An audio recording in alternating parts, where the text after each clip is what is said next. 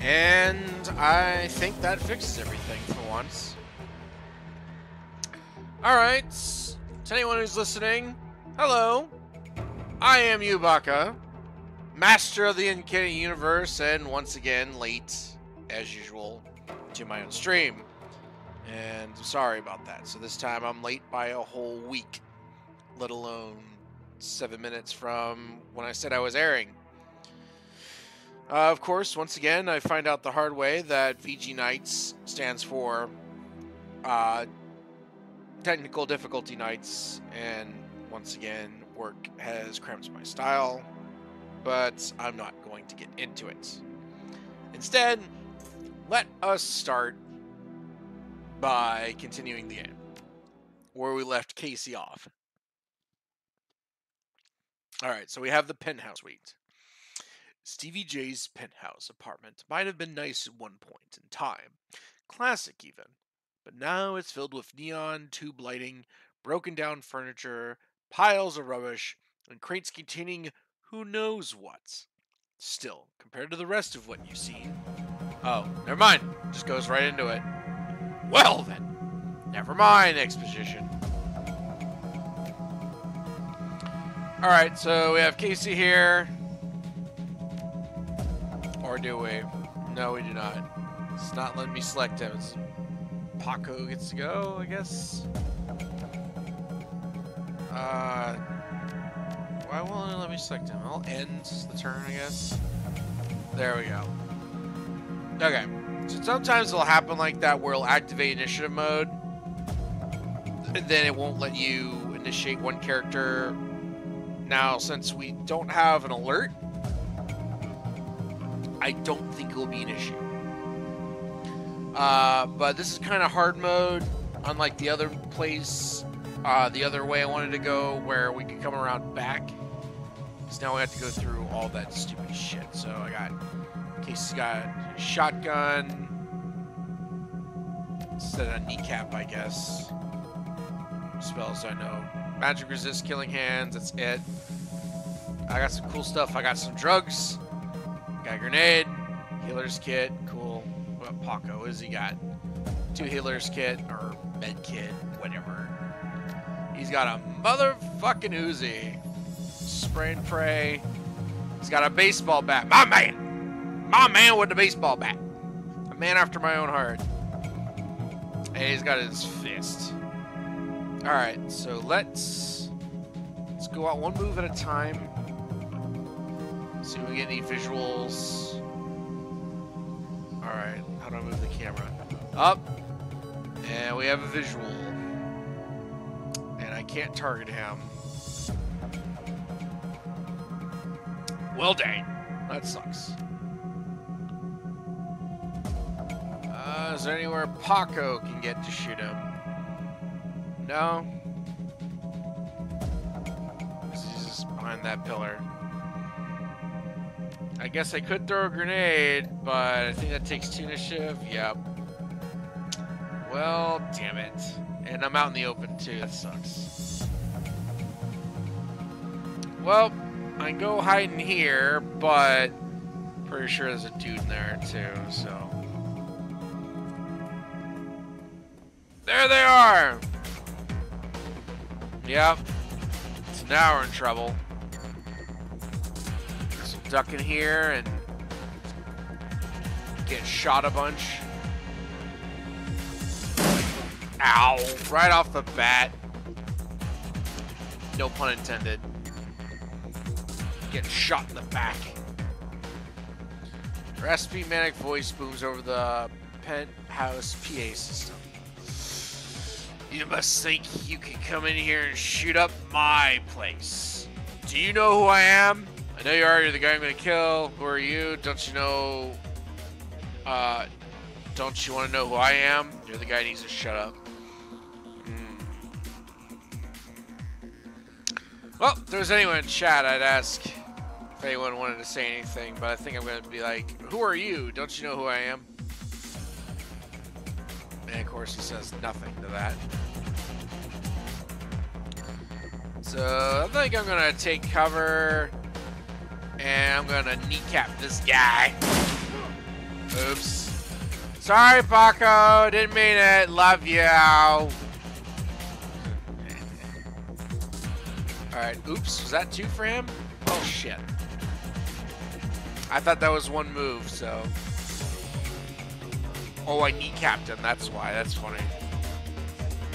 Oh, that's Stevie J? Hold on. I got a spell for you. It's called Killing Hands. No, I'll punch you in the face.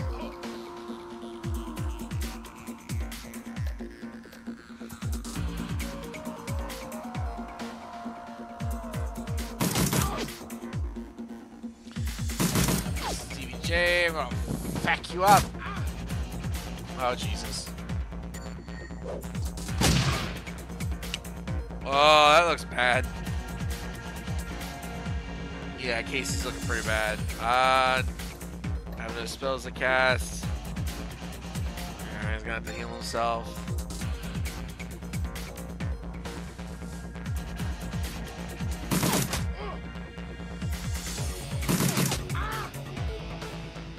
Alright, Casey, fuck him up. Bam, missed.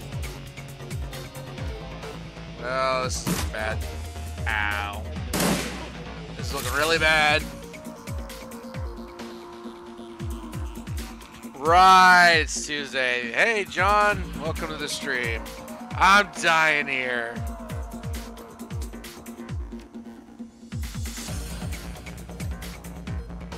Alright. Need Paco to heal Casey because he's out of bullets. Great. Do I still have Killing Hands up? I do. This is the last round, so let's try to kill Stevie J. Bam! I am not doing the damage I want to do to this guy. Damn it! I'm not walking out of here alive, am I? Paco. Paco. Good, good. Find death's sweet grace. Yeah, that's pretty much what I'm doing, since I'm doing this the hard way. And you're out of bullets, aren't you? Damn it. So you're gonna have to reload. Oh boy. Alright, Casey, you need to go find some cover. Alright. Shotgun! Damn it! Jesus! I think he's hit me every single goddamn time.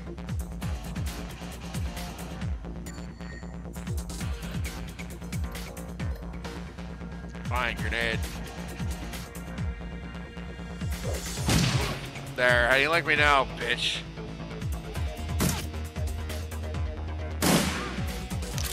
Yeah, I think that's happening. I think I'm dying.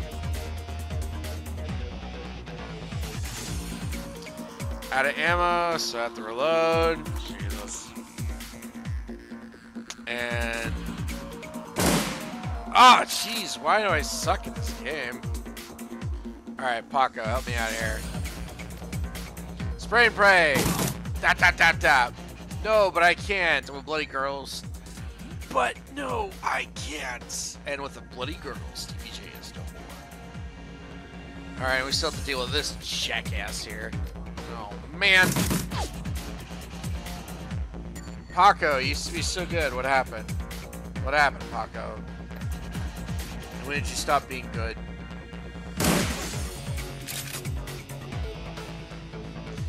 This is not how this was supposed to go down, folks. This was supposed to go a hell of a lot smoother.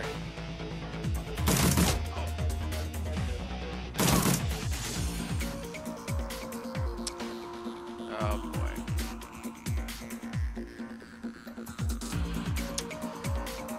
This is so bad. Anyway.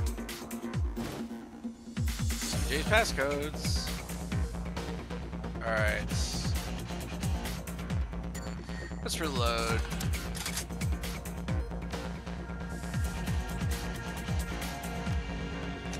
Paco, I might have you go first since we're still in initiative order here.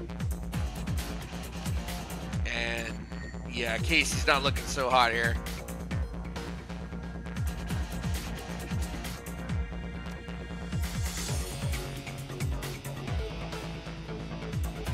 Alright, there might be another guy. Oh, look! There he is! I don't know why I didn't see him earlier. My slide blocked. Well, this is bullshit. I'm probably gonna die here, folks. Almost 100% on that.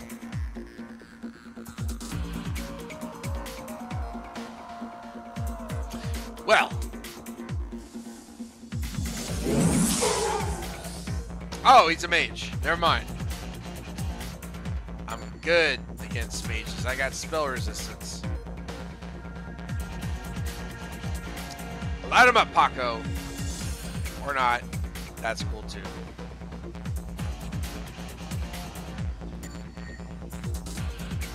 Damn it, Paco! Oh my god. Alright. This is it. This is how I'm gonna die. I'm gonna have to reset. Alright, let's punch this mage. Face. Yeah! Alright, that was cool.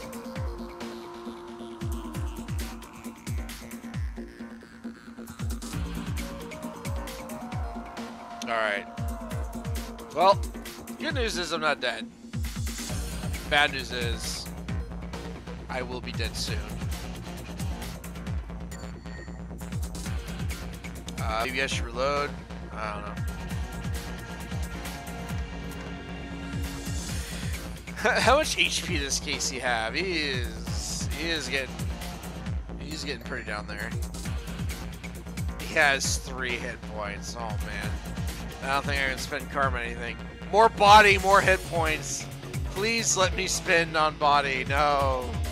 I don't think it'll let me in combat, will it? That'd be funny. I want Casey's body to be maximum. Will it seriously let me do this? Sweet! That's awesome! Alright. That's pretty funny. Alright, so here's what I'm gonna do here. See, there's these hellhounds on here. Shove the zebra meat. Okay. The room beyond the bars is a stinking jumble of burning flesh and dog flop. An enormous hellhound. Its fur streaked with whip marks growls low. The eyes of a second hellhound burn menacingly in the corner. Shove the zebra meat through the bars. Leveling up mid-combat strikes again. Yes. Hellhounds devour the zebra meat in few massive bites. They are let out a content growl. Open the door. Alright, so if you don't get the zebra meat, you have to fight these guys. And let me tell you about fighting hellhounds. It sucks. It really sucks. You're fighting fire-breathing, like, hell doggos. Alright, so I'm gonna go in here. Probably gonna shoot a guy. Alright, does this hit adjacent targets? Can target adjacent targets at the 6 or greater. At range of 6 or greater. Which I don't want to do because they're right next to each other, so I guess I'm just gonna punch a chick. Yeah. Alright, and I think Paco's gonna get in the room. He's gonna light her up. Nice! Alright, let's talk to Coyote. Now that we're not in initiative combat. About time you got here, Paco. Who's your friend? Just another professional. You ask us questions. Oh, by the way, she doesn't look too hot. Right now, I'm the guy saving your ass. I'm Casey. I'm here to rescue you. Alright, John, since you're here, what do you think we should say to this fine lady that we found in a drug den? How shall we greet her? This is our first impression, John. So, we need to make it nice and simple.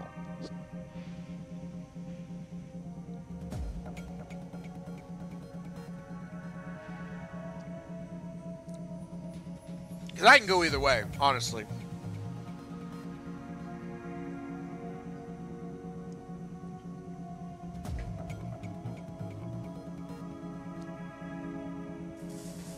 Be professional? Okay. Just another professional. I need to ask you some questions. Paco glares. Not now, Cody. We need to get you back to the Union. Mrs. Kubota has the med lab in the basement. No. Cody speaks through gritted teeth. No. I need to find the other thing I came here for. I need to find something for Mr. Delilah first. A stash of gems. Delilah? I thought you said you'd never do another deal with that man. Look, Paco. I need an excuse to come back here to settle some debts. Figured I might as well get paid for it. Her voice is strong still, but her body's beginning to shake. Cody, you need medical attention. Forget the job. Let's get out of here. Paco, help her back to the Union. I'll find those gems for you, then meet you there. So, this is where it gets really bad. You know how I'm on the fringe of death? I can go and get the gems myself, and I'm probably going to die doing it, so I'll give that a shot. So I think it puts me at full health. Cody looks as though she's about to argue, but says nothing. Come on, Cody, let's go. Tell me this puts me at full health. Please, please, please. Thank God I'm at full health. Sweet Jesus. Good things happen to bad people. Alright, so I got some karma to spend. Man, getting my body up there is really tempting. Because that's my biggest concept about Casey. He's based on a D20 modern character I had. And he had the highest constitution. He was just ridiculously tough.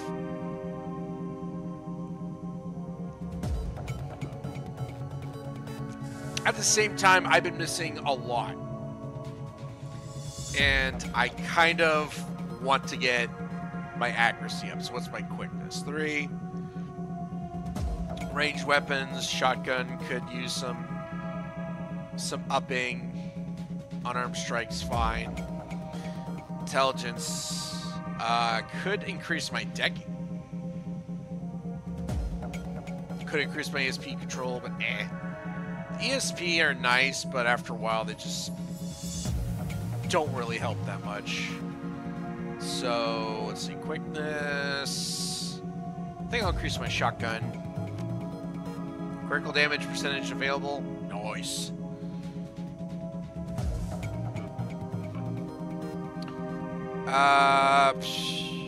Anything else is going to be cosmetic, I guess. I guess quickness, increase accuracy. I've been missing a lot, so there we go. All right.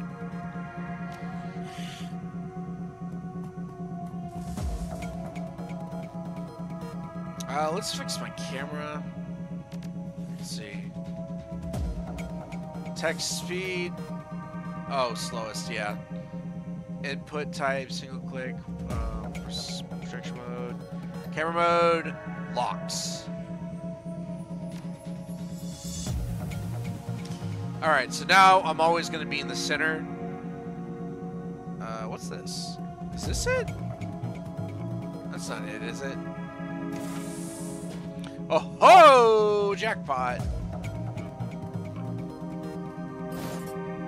Find money clip full of nuyen and a med kit. Yes! That is what I need.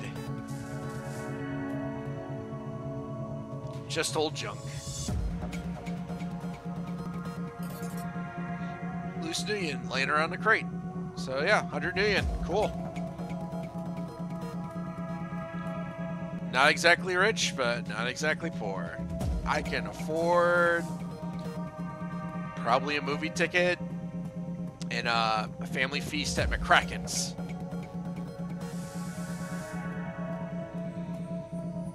Alright, if I was a shaman, I think that's a poison spirit right there. Oh, so in case you were playing along and you had either the strength to intimidate the old man or the charisma to sweet talk him, you would have appeared over here. And this little side door could have snuck up to here, ambushed the guy here. I think that's the mage that sits over there. And then you can also throw the meat over here at the Hellhound so you wouldn't have to deal with them. Alright, but this is where we need to go. There's one more Hellhound in here, and we're out of zebra meat, so we have to fight him. And thank God I have full HP. Thank God. There he is. Alright, and now here's what happens when you fight Hellhounds. Minus AP, and I have to do it alone. And I only have 1 AP, so I think I have to hit him with my shotgun.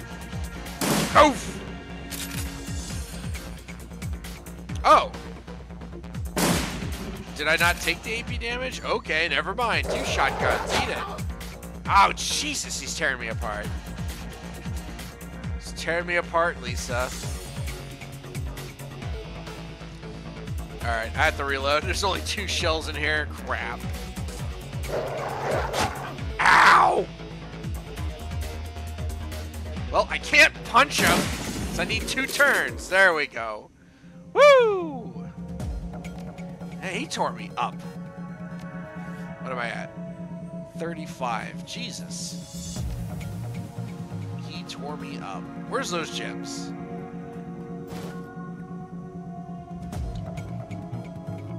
Small velvet bag filled with precious gems. Cool. Alright, let's get out of here. Oh, I can't move the camera anymore. I can zoom out though. Because I have it locked, that's right. Alright. Head back to the Seamstress Union? Yes! Let's stop being shot up and, like, eaten by frickin' hellhounds. Return to the Union. Despite Cody's clear desire to stand her own 2 feet, Paco needs to help her through the door into the Seamstress Union. Heads raise, and the front room of the bar falls strangely silent. Paco stands by her side now, not speaking, his dark eyes flat with fury. Coyote pressed a rag onto her clawed-up face. She winces but manages to keep control as she breathes in slow. Deep breaths to manage the pain. Taking a closer look, you see her arm isn't much more than strands of meat and broken bone held together by tendons of burned skin. It'll be a miracle if she still has it by the end of the night.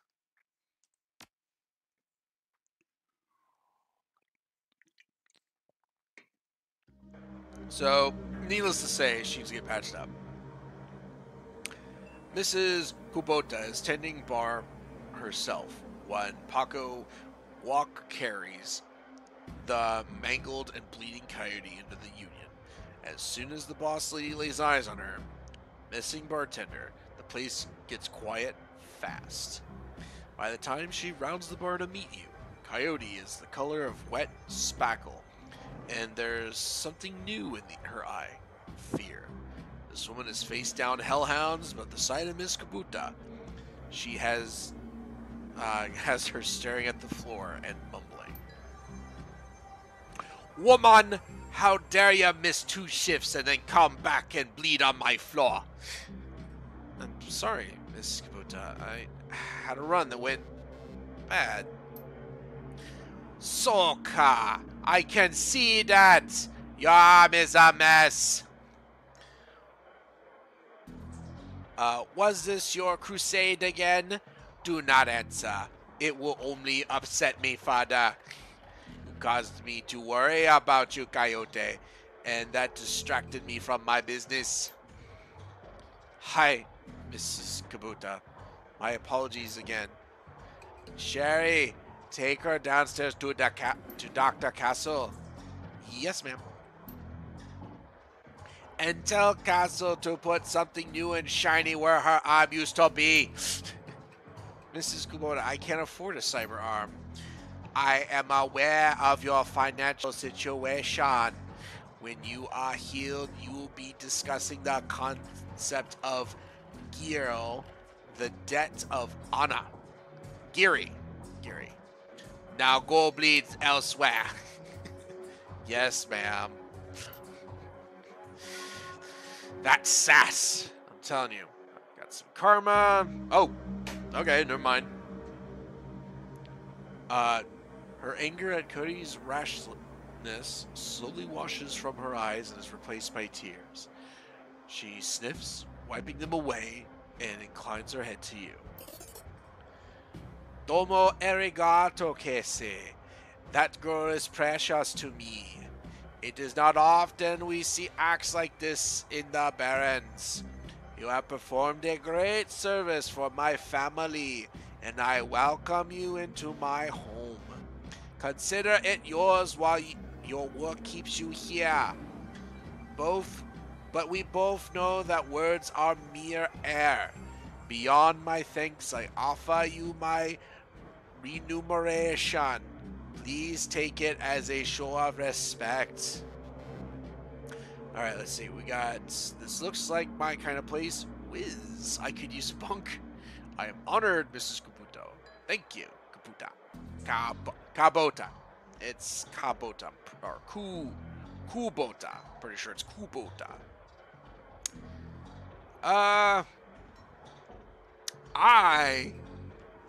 John said keep it professional, so you want to still keep it professional with Mrs.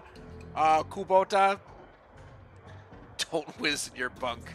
Okay, so option 2 is out, as per John. So, want to go with I'm honored Mrs. Kubota? John? Long John?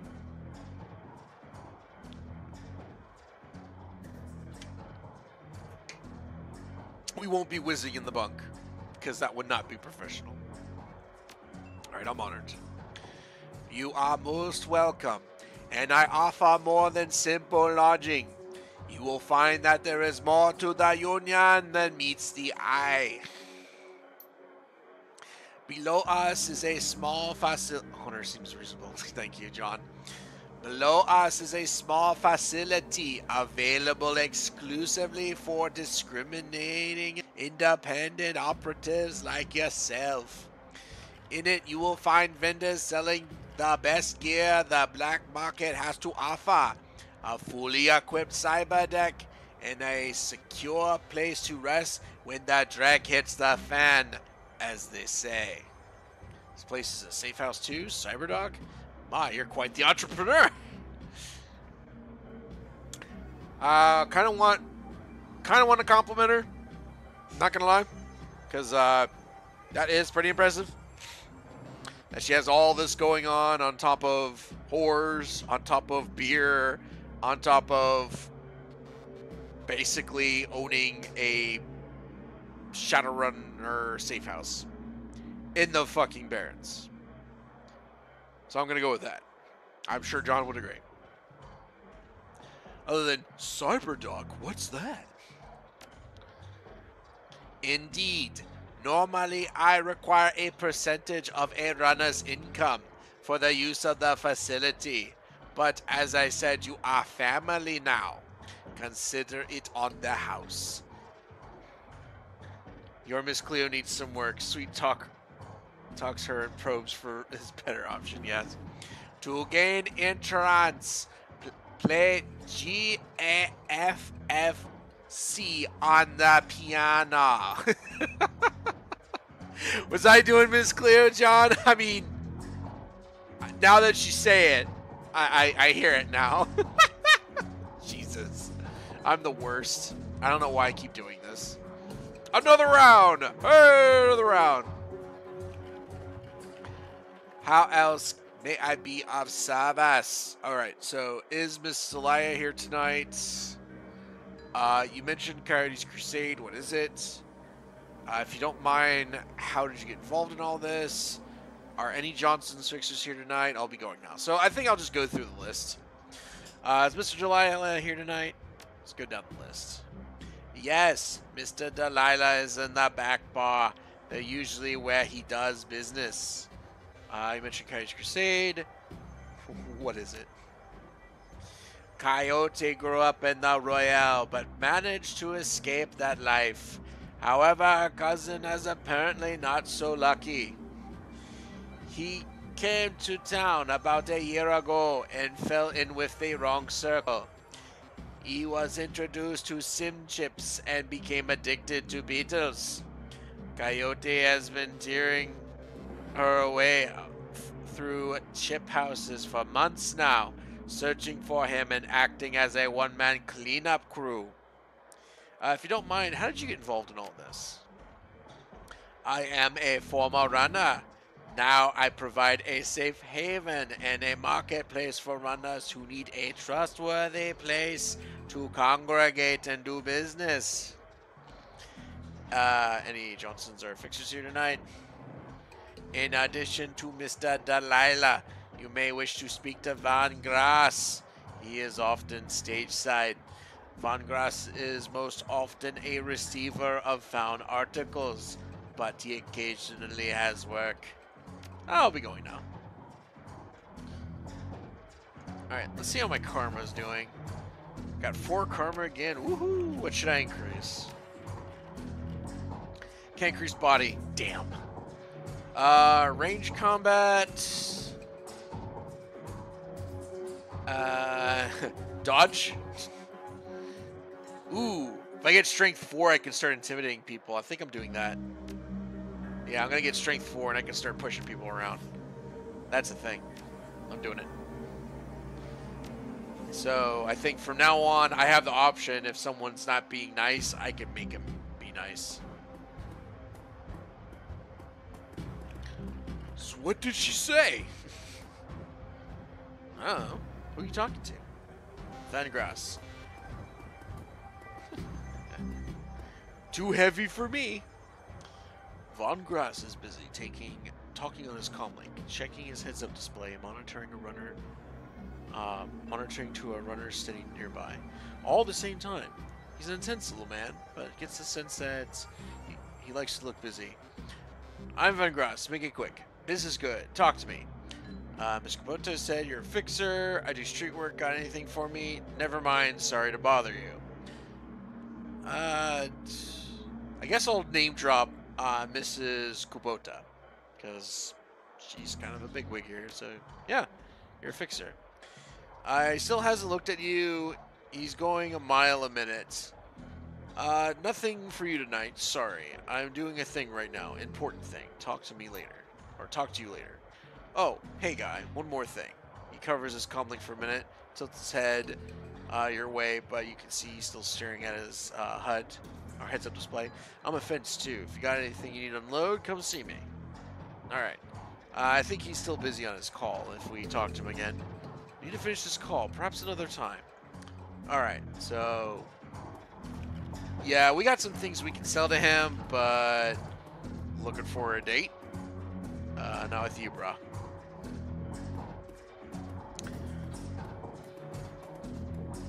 Alright, yeah, but there's some people I want to talk to before we go downstairs. Let's see, we got Johnny Clean, my man.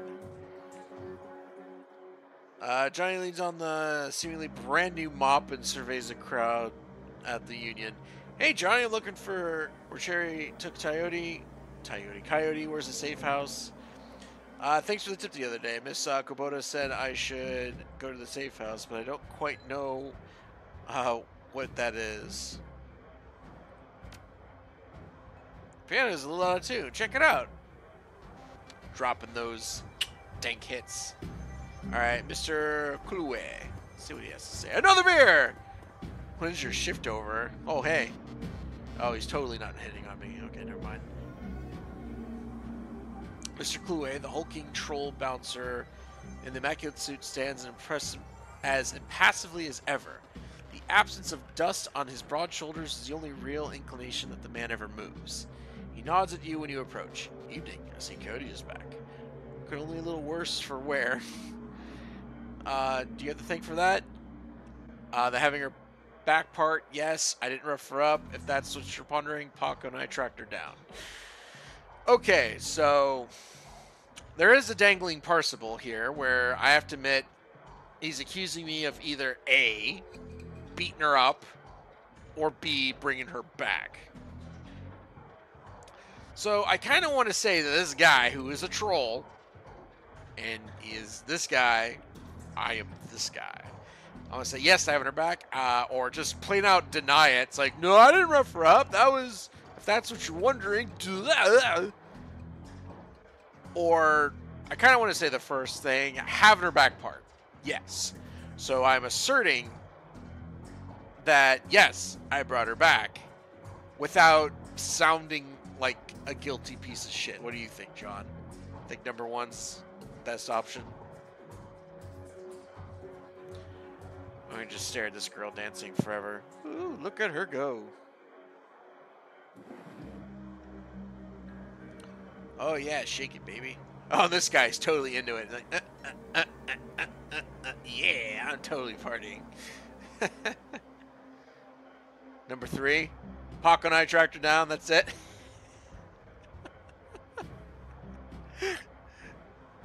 Leave him in suspense. All right. I like Mr. Clue. He's the best. I don't want to jerk his chain, but I must obey John.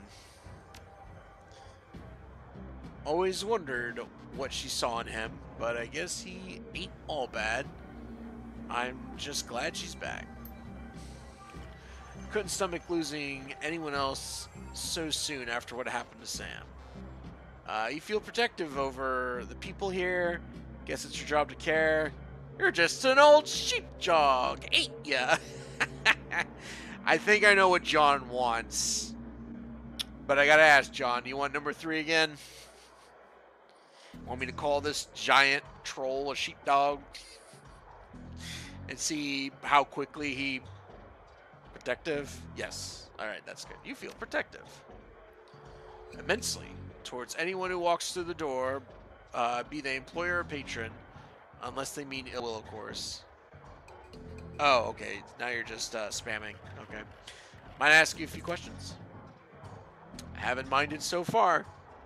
I guess he's got me there. See, this is what I love about this guy. He's this big, giant, hulking brute, but he's got class.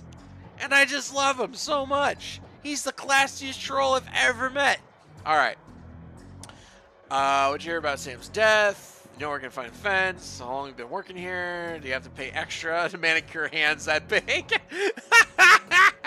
Just be a smartass in general. All right, I think I'll go down the line. Let's see. You hear anything else about Sam's death? People are saying it was the Ripper, but people say a lot of things that they don't know or what they don't understand. Whoops, didn't realize I had read stream open. Oops. You know where I can find a fence. I think Von Gross is at the bar near the stage. Dwarf with a cyber eye. Can't miss him. All right. How long have you been working for Mrs. Kubota? I crawled in here after I awoke. Mrs. Kubota took me in and gave me a job. I've been here ever since. So I think what he's talking about is the actual awakening.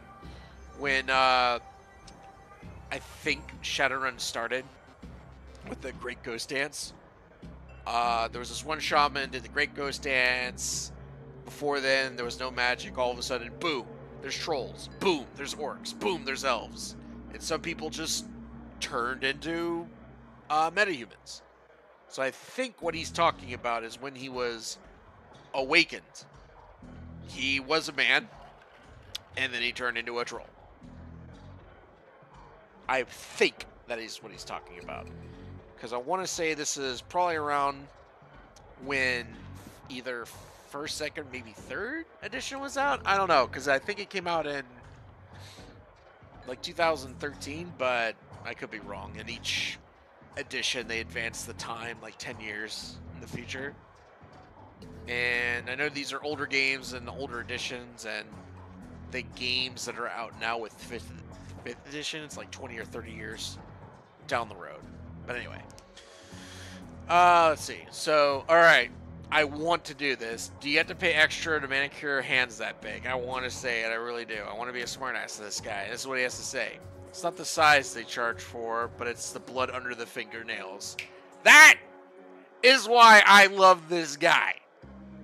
Yeah, throw him a curveball, and he handles it just fine. This is my man right here. I love him. I should be going. That's a good thing to note. Catch you around. You give him some sass, and he sasses you right back. All right. Moment of resistance. I know everyone's been waiting for this to see what's behind this piano. All right. The piano looks as though it's been here since the Union was built, but it doesn't look like anyone's played it in earnest for almost as long. Inspect the piano, play chopsticks, play G-A-F-F-C, leave the piano alone. So let's inspect the piano. Piano seems normal until you notice that there's a very rigid upon further until you notice that it's very rigid. Upon further investigation, it's because the piano is bolted to the wall. A close look at the floor reveals skid marks, indicating that the piano slides to the left. Play chopsticks.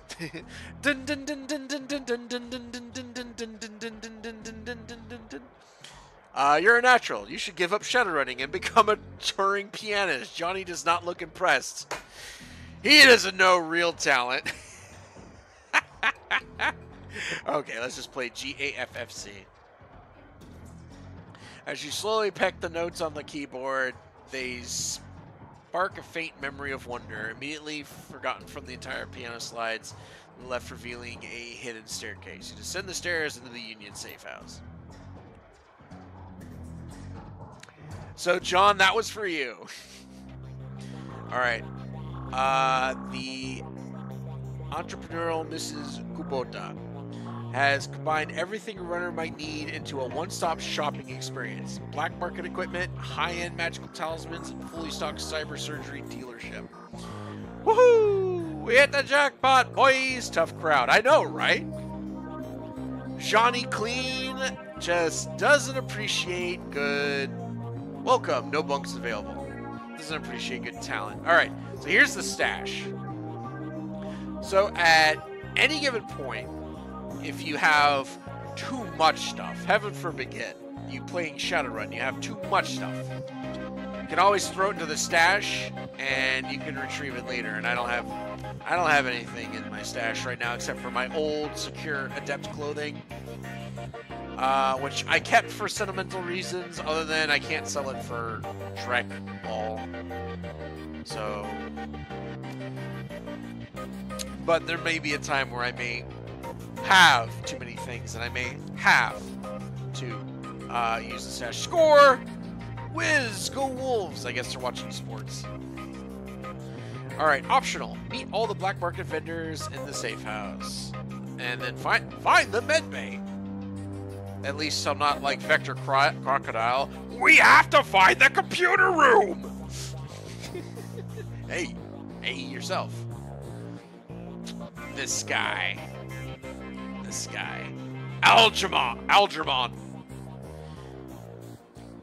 Past the bar and the edge of the safe house becomes somewhat indistinct due to the magical haze surrounding this particular elf.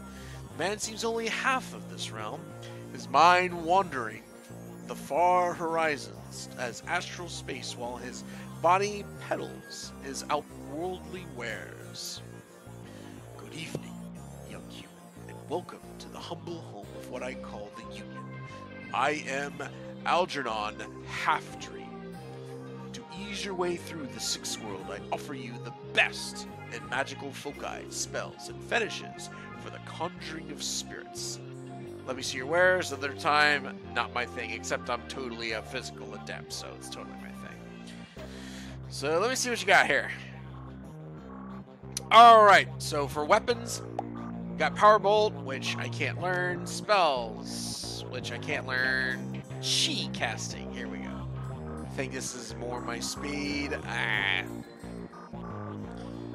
Except I can't get anything manifest. Powerful magical attack, 300 nuyen.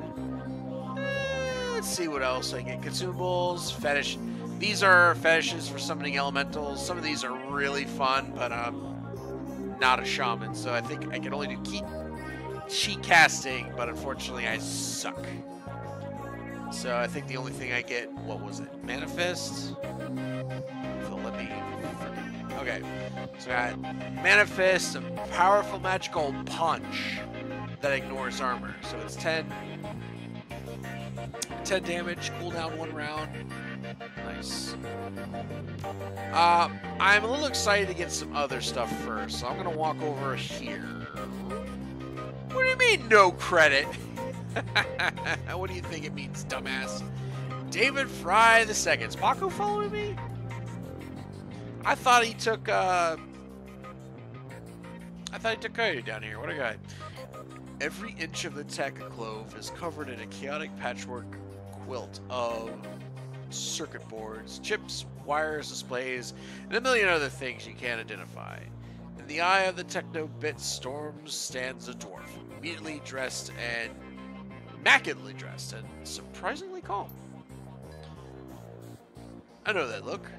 Don't let the size of the shop fool you. I can get any Matrix hardware or software that exists, and if it doesn't exist, then I can get it made for you. Any questions I can answer? Anything? Gear you need? What's a deck? What's a program? What's an ESP? What do you have for sale? Okay, so for those of you new to Shadowrun, a deck is basically a computer. And specifically a cyber deck, it's basically the most badass smartphone you'll ever find. And you'll need it if you want to do decking, which is basically hacking. In this game, programs, or even the tabletop, programs are like attacks you can use or certain actions you can do, and they'll give you bonuses to doing those actions. ESP, these are programs that are basically like summoning spirits. They'll give you another character when you're in the Matrix, so they can kind of do their own thing. They can attack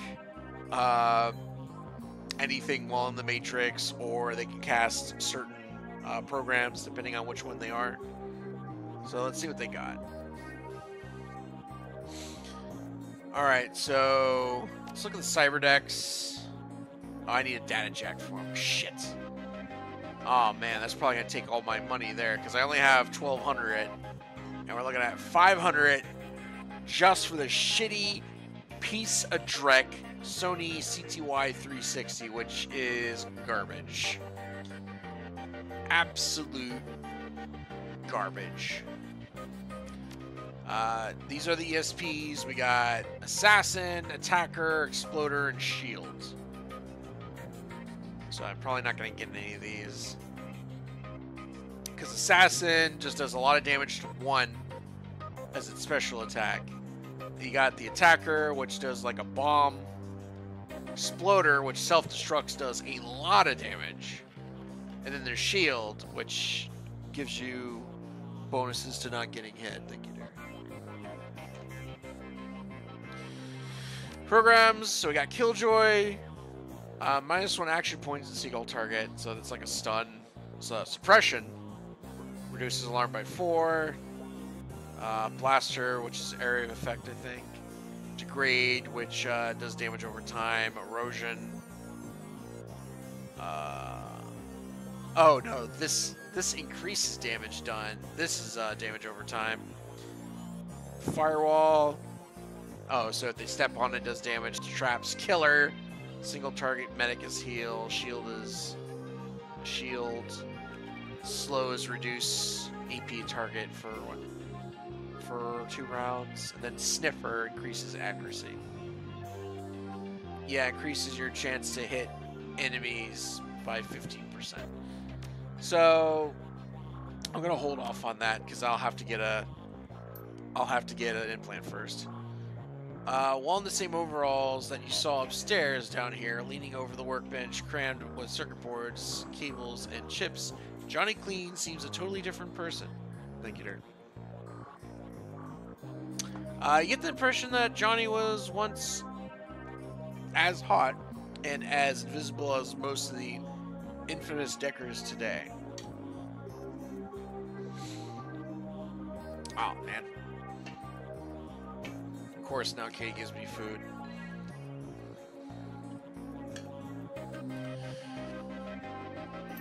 now that I'm playing a game that doesn't have cinemas. Good to see you down here. Happy to help if I can be. How is decking used? Why are you dressed like a janitor? Is it true that you were part of Echo Mirage team? I have no idea where my guy came up with that.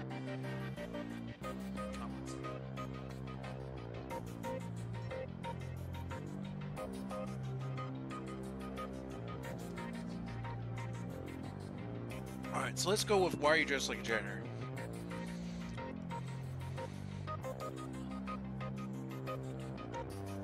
Did I stand outstairs? No. Janitors never do. When I was younger, I had a rep of getting in and out of systems so cleanly that no one knew I was there. Half the Matrix runs that earned me my rep were made possible because I was able to get inside the facility posing as a janitor. Now it's just sort of part of me. Is it true that you're part of Echo Mirage team? I guess I'll just do that. Let me take this one. Listen, I've known this guy for over a decade, and I've been smart enough and he's been smart enough not to tell me. So he is sure as hell not going to tell you anything about those days. For your health and his, best to just drop the subject.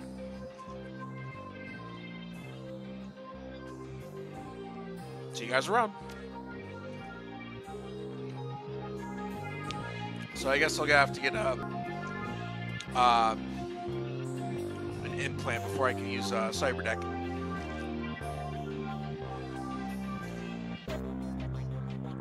GB Grubman. Love this guy. Theodore Buster Grubman is a well-groomed orc. Echo Mirage team. EMT? Yep. Dressed with a precision that suggests the straight lines of military orders officer. His hair is cropped short, high and tight, as they say. The neatness that presents is only compromised by the uneven tusk protruding from his mouth. The only other defect is the picture of perfection of the man's cybernetic right arm, which is obvious enough to note that, but not so obvious to ruin his line of the suit.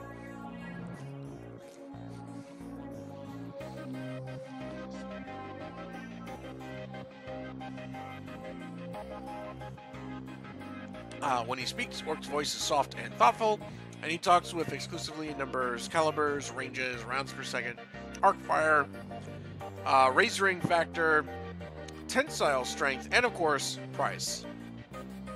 Bunker Buster Groupman at your service. Friends call me Buster. I also answer to Sergeant, Sir, and even Theodore on occasion. Anytime you're in the market for firearms, ammunition, or ordnance, I'm your man. How can I help you? What exactly? Still here. It's like, what you got? Nothing now. So, yeah, I like this guy. Let's talk to him. What exactly so? Things that go bang in all shapes and sizes, plus other odds and ends on occasion. Send me your own personal armory. All weapons are guaranteed to meet strict UCAS military spec for your money back. In addition, I can handle routine maintenance, repairs, and upgrades if you desire. And if that wasn't enough, I also teach a safety instructional course every weekend. This week's we're covering bayonets. Mark my words, they're making a comeback. I forgot about the bayonets thing. So what can I get you? Let's see what you got. Oh my god, I forgot about the bayonets. Alright, so he's got weapons, drones, grenades, and he actually has med kits. Not gonna lie, I'm probably gonna buy a bunch. Let's see if he's got any better shotguns. Alright, let's see. So we got SMG, pistol, SMG, game, shotgun.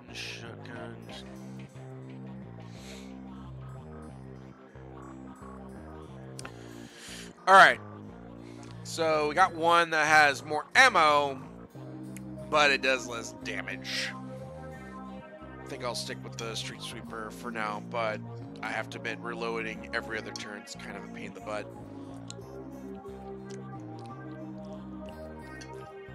Alright. Machete, baseball bat.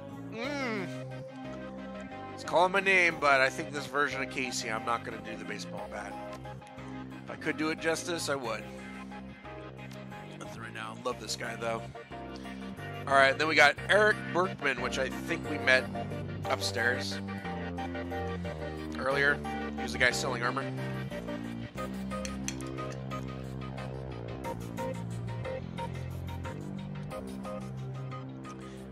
Change your clothes, change your life, right?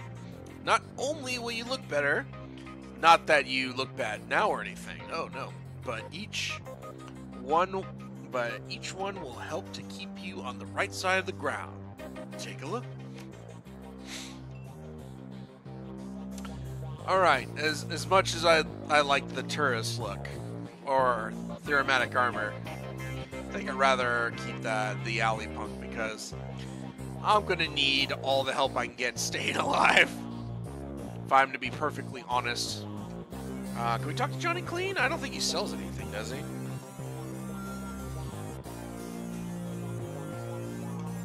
Maybe if I clicked on it properly.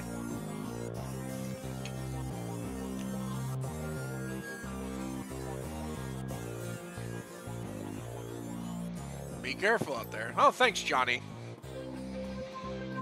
Alright, I think I talked to all the vendors. Then there was one. Dr. Sarah Castle.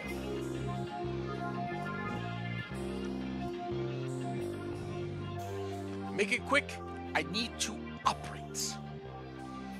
Thanks for helping me out back there. Looks like you could use a hand. Tell me about the night Sam Watts died. Noel Sheen. You should be okay now. So, should we start grilling her now, John, or should we, give her time to recover since she lost an arm and half her face? Think we should grill her now, or should we go over that later? While you're deciding that, I'm going to keep my food.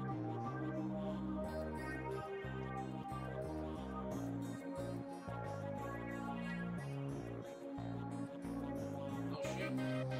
You got it? We'll see. It's going to take years to work out this debt. Yeah. Okay, folks, I'm going to have to ask you to go sit in the waiting area. Watch some Trivid. Trivid or something. This young lady and I have work to do. Mrs. Kubota never said what kind of cyber arm she paid for.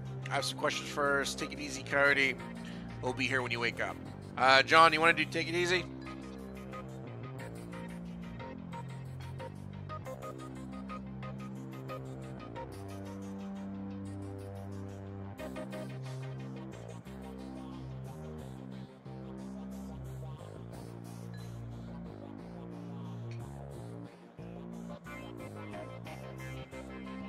Easy. Alright. Who said anything about me going to sleep? Just give me something to bite on. Whoa, Coyote. You're a tough kid, but you're not that tough. Alright, Coyote. Let's take a look at your face. Leave it. Excuse me? Coyote. I earned this face by being stupid. Gonna keep it. End story. Whatever you say, kid. One swift move, she sinks a syringe in a Coyote's thigh.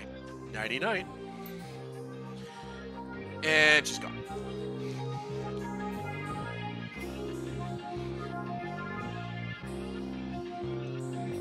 So we got the new Coyote. So now you can see her face scabbed over, but you can still see where she got fucked up.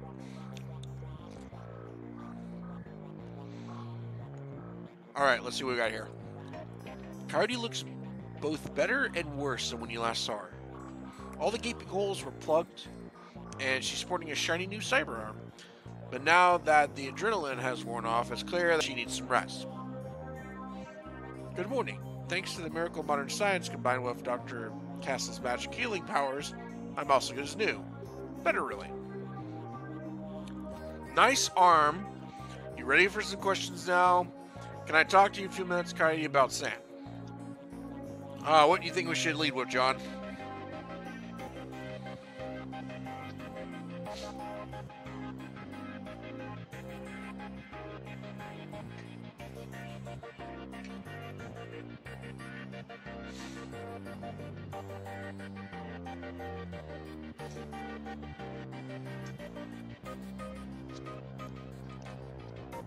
Talk?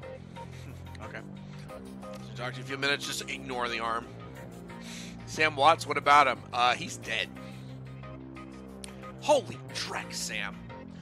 I can't say I'm surprised, but he was a Dylan Sproul for a long time. What can I tell you? Tell me about Sam. I hear he liked you.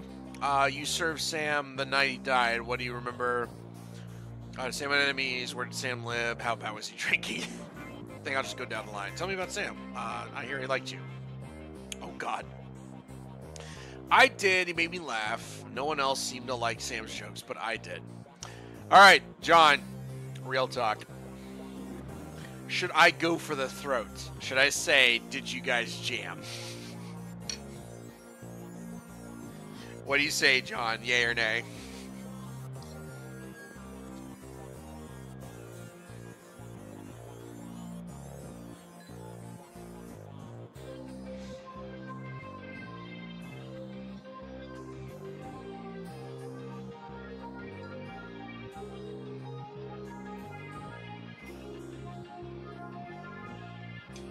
Jam it is. Did you guys jam? Whoa! Wow, wow, wow, wow, wow, wow, wow, wow, wow, wow. She smiles at Paco. Easy lover. No, it wasn't like that. We were friends. I guess I knew him better, knew him best of everyone else. Sorry he's gone. You served him the night he died. What do you remember about that night? Pretty average night. Regular crowd. I just remember Sam was drinking with a guy named Armitage. Jake Armitage? Yeah, you know him? Met him. He's a charmer, too.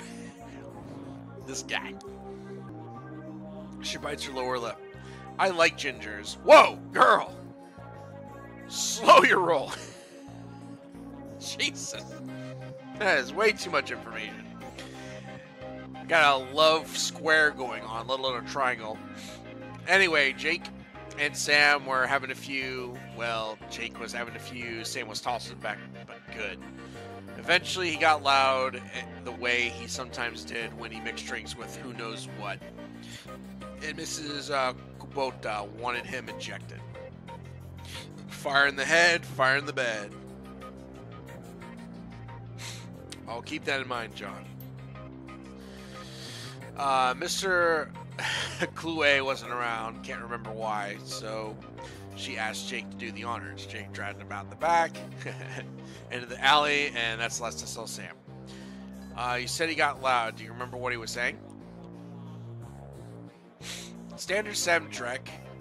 How he grew up rich and didn't deserve this, how he hated his mother, how he loved his mother. It was pretty pathetic stuff. Does Sam have enemies? She thinks. Enemies? Hard to say. Sam partied hard, and when he did, he ran his mouth all good, pretty good. Got his ass kicked on more than one occasion, but no, I don't think he had enemies. At least none that I'm aware of. Where did Sam live?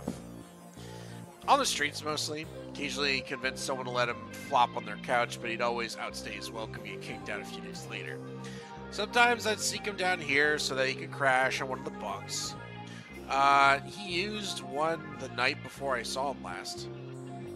How bad was he drinking? If it was just the drinking, it would have been bad, but Sam wasn't the monogamous type. He dabbled in everything. Booze, chips, drugs. He loved the nitro, whatever he could get his hands on. Ooh, that reminds me, I need to sell my drugs.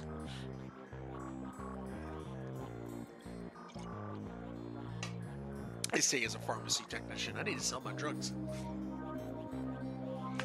Wasn't always like that, but once he got sick, he started using more and more stuff to try to forget about it. Sam was sick. Dying. Did you know? Yeah, everyone could tell. You could just look at him and see that he was a walking corpse. It had to be the drinking. Then he disappeared for a while, and one day he came back all better. Looking good, even. Hard to imagine all better just like that? Did he say how he got better? All right, John. I'm thinking number 3. What do you think? Because the guy looks like he's in bed with death, and all of a sudden, boom, all better after a couple of days. What is up with that? How do you want to proceed, John?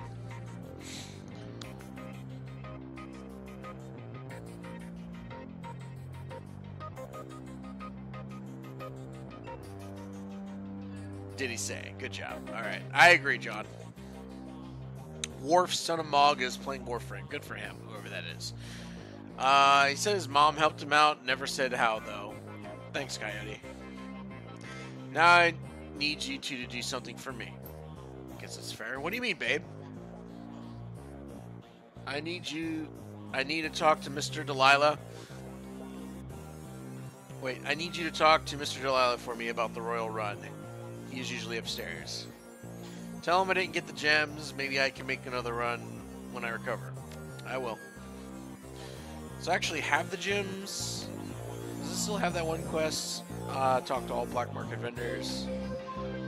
There must be one upstairs. Let's see.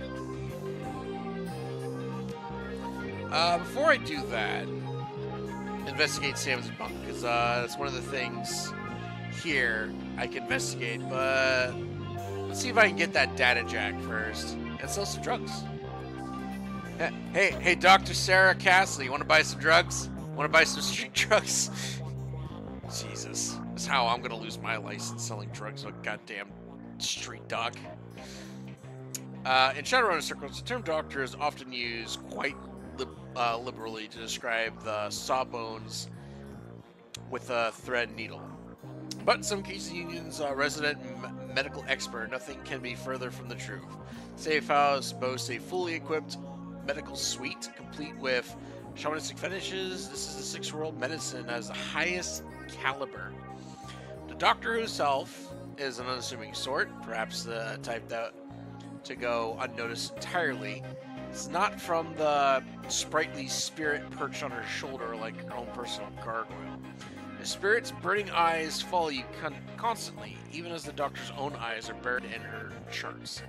However, she does look up long enough to acknowledge your approach. I'm Dr. Castle. I understand you were instrumental in bringing Coyote back to us. Thank you for that. And I suppose you were the one who patched her up. Impressive work. Noel Sheen now fixing up her arm. That was a piece of work. You're welcome, Doc, and I gotta say, that was quite some work you did. Your talents may be going to waste down here. Alright, which one of these do you think I should do, John, to butter her up? 1, 2, or 3?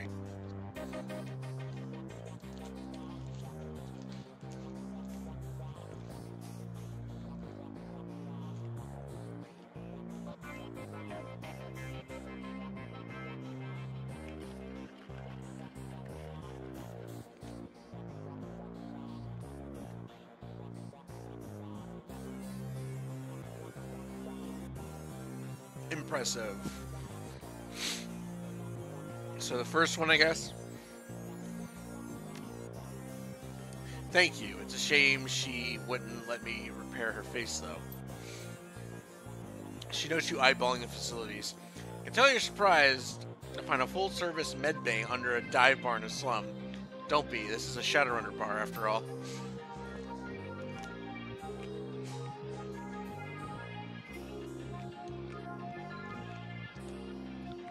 For a purveyor of cyberware and trauma kits, there is no better place to set up practice.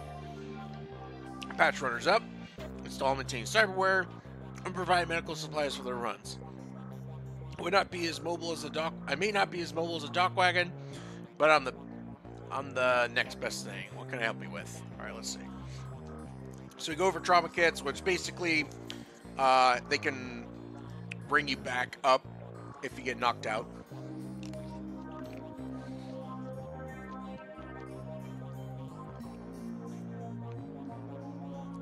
I see Shamanic Defense, are you Shaman 2? And what's that in your shoulder? I think we'll go down the line. So cyberware. So this goes into a shop, this goes into a different shop. Shaman, are you a shaman? While modern medicine technology makes surgery less disrupted than it used to be. It's still an ordeal for both the body and the spirit, requiring extensive recuperation to properly heal. I am trained in the ways of the spirit world as well as the scientific. I do my best to heal the whole patient. So, what's interesting about her is that she's a shaman, doctor, mechanic. So, yeah, she does it all, folks.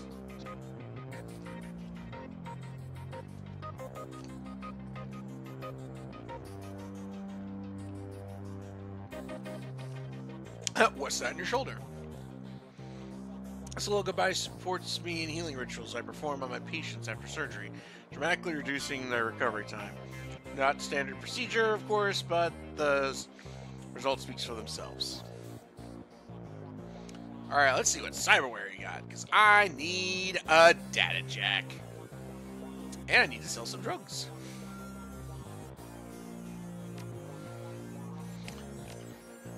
Alright, so my essence is going to go down to 5, which is going to affect my spell casting, I think. Shaman's kind of out of choice. Hermetic would have made more sense. Yeah, but I think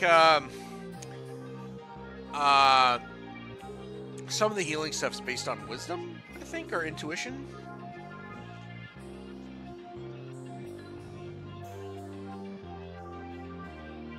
Maybe you're right. To just go mage.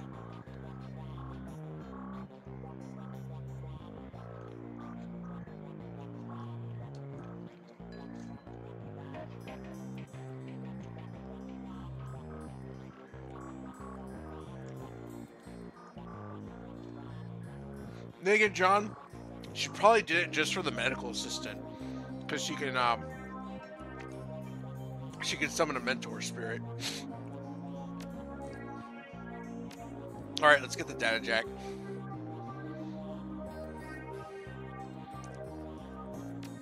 Oh, what medical supplies do you have? Trauma kits. Oh, and a few med kits. All right, never mind. All right, and I got the meet all the black market vendors. All right. So now they got the data jack. Let's get the cyber deck. How can I afford the big one? All right, let's see what you got. And yeah, let's sell some drugs.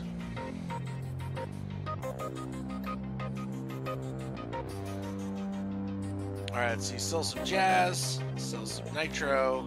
I'm keeping that advanced med kit.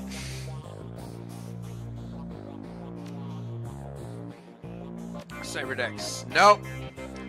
I can only afford... Oh, wait. Oh, I need decking 3 for the Renaku craftwork. Well, I guess I'm getting the shitty one then. So there we go.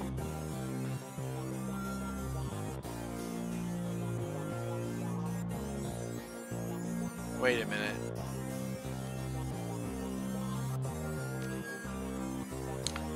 Did it not sell my drugs? Can I not sell my drugs? Does this guy not want my drugs? Oh, man. Yo, man. Buy my drugs.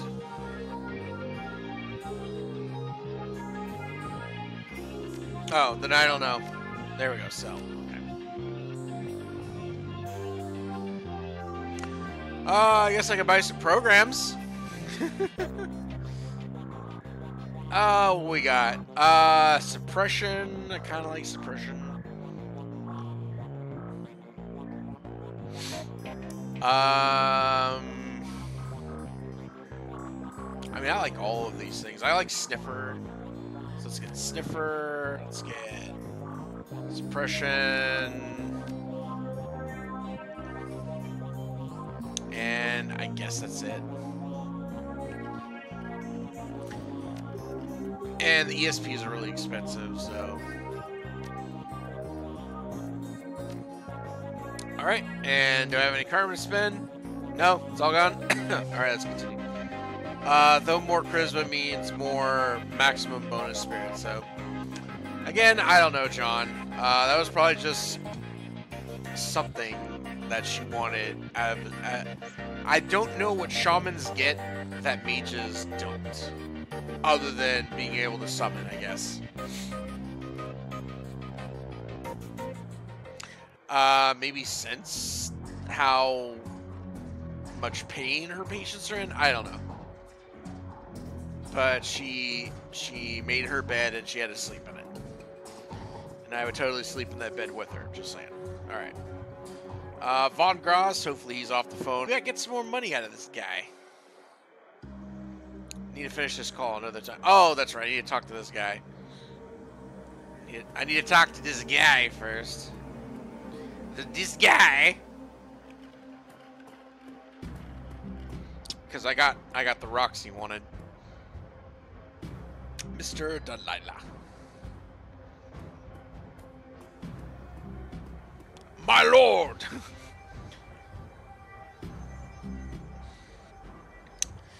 Mr. Delilah looks small and tough, but an untraceable shoddy on his back and a heavy vest under his trench coat. He's got the air of someone who can get things done, and occasionally does them himself. He might be an ex-runner. One of the rare ones, smart enough to move over the management when he felt his reflexes slowing down. What do you want? Mr. Delilah, we have business to discuss. You, Delilah? Main difference, shamans resist drain with charisma and will, or manic resist with logic and will. So she would have been focusing on charisma instead of logic. Yeah, I don't know. If the skills are based off logic and not charisma, I don't know why she went shaman instead of mage. I'm not gonna lie. I think we have business to discuss as opposed to you, Delilah. So let's just go with we have business. What business? I got no business with you. You're with Coyote. She is indisposed at the moment. Coyote sent us. Ever hear of someone named Coyote? So I think Coyote sent us. The mention of Coyote finally gives you his full attention. Why didn't you say so? Coyote is late, and my client is getting anxious. Where is she? Downstairs, trying a new arm. The run went south for her. She's getting stitched up. She's downstairs in med bay. Got her arm torn off on the job. I think just getting stitched up is enough. He doesn't need to know anything special. No kidding. Well, whatever. She's tough. She'll pull through. So, who are you two? Casey, he's Paco. The guy's got your goods. What difference does it make? This guy's boyfriend, Paco and Casey. I don't know. I think we should come at him with the guys got your goods. What difference does it make? Or should we... I don't know. I think, since it's Johnston, I think we should show him some class. Like Casey, he's Paco.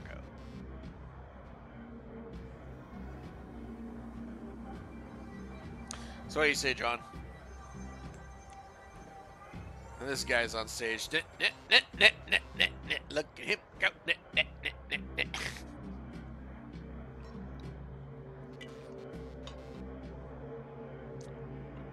Look at this guy go. He is into it.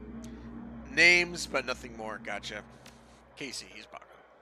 Great, we're all introduced. Now give me my stones. Give him the stones. Hold back the best stone. Give him the rest. Hold the back. Wait. Hold the back. What? Guy dances like he just shat himself. It's like, I hope no one noticed I pooped myself. Yeah, pretty much. Hold the back. Hold the back the pebble. Hold on.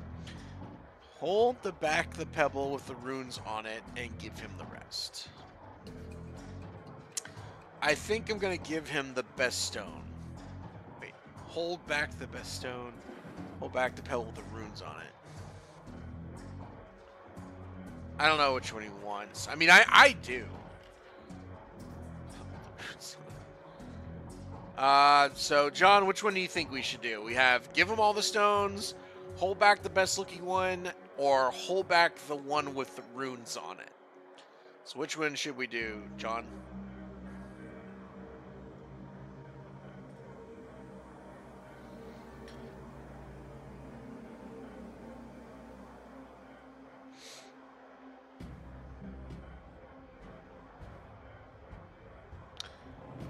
Johnny boy. I think you've played this one, right, Sean? So you might know what the right answer is.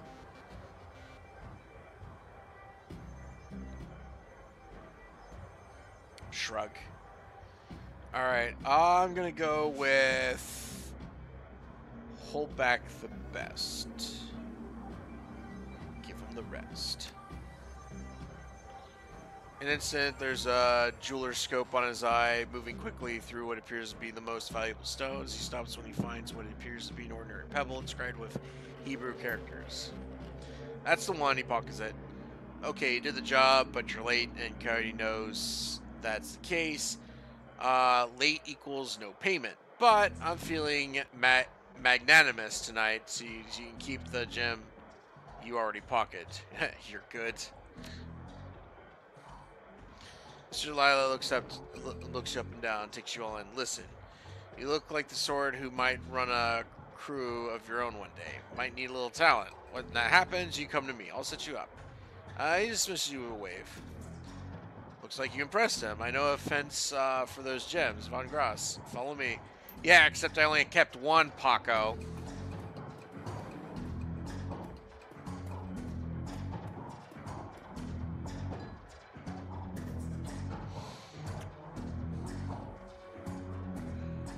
Delilah. We're done now. Buzz! Alright, so I don't think that was the right answer. Because I think if you give him all of them, he lets you keep the rest. Alright, let's see if we can fence. So this guy's probably done with the call now that I've dealt with him. I don't think I talked to anyone else, can I? Can I talk to Cherry?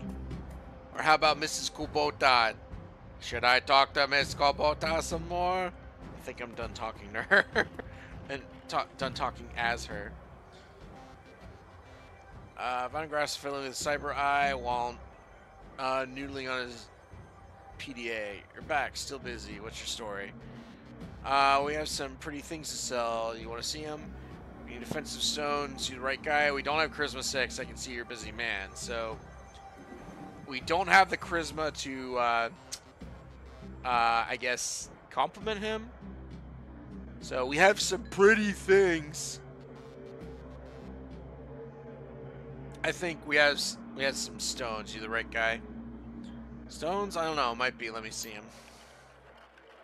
There we go. This is why I took Etiquette Academic. You hear the servos in Von Gross' cyber eye whir as magnifying lens slips into position. He bends his head over the stones for 2 seconds, maybe less. That's... Where'd you get this Drek? A gumball machine? I'll give you 1,000 for him. Sounds good. Pay me. I'll think about it. Charisma 5. I thought you said you were a busy man. Look into my eyes, Von Gross. Did the cyberware in your HUD appraise the value of those stones? He looks amused. Could be. We both know that the International Gemographical Institute would set the price higher than your offer. It'll take time for you to get the nuyen for it. Let's call it 2,000. Deal. Done. Give me your cred stick. So that's why I took academic right there for my etiquette. So I can hustle this guy and get 2,000 cred right out of the gate. Because money's kind of hard to come by at the beginning of the game, but at the end, oh man, is it totally not an issue. So now I can go back downstairs and go buy some nice gear. But it's probably going to be mostly medkits. if I'm being brutally honest here. Alright. So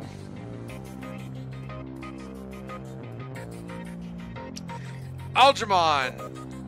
My man, I need a new spell. Except I walked right past you because I'm adult. Okay. Casey, come on. Can we click this guy? There we go. Alright. You got what I need, friend. So, G casting. Manifest! Boom. New spell. Which I can only know 3, so that's it. I think I have the best armor I can get right now. Ah, weapons. I don't know. I guess I can get another weapon, but what? I don't know.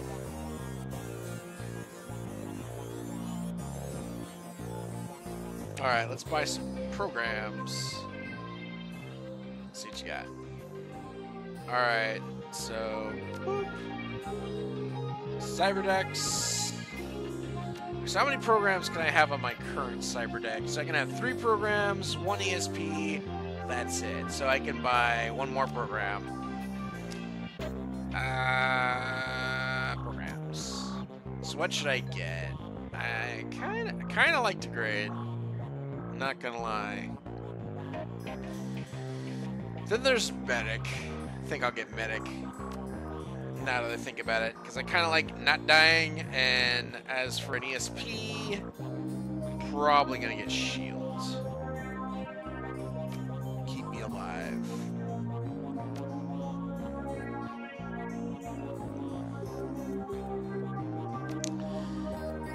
Maybe I should get another shotgun, because I like running out of shotgun ammo very fast, apparently. So if I carry 2 shotguns, I have to reload twice, half as often, right? Right? Is that how that works, John? I don't know.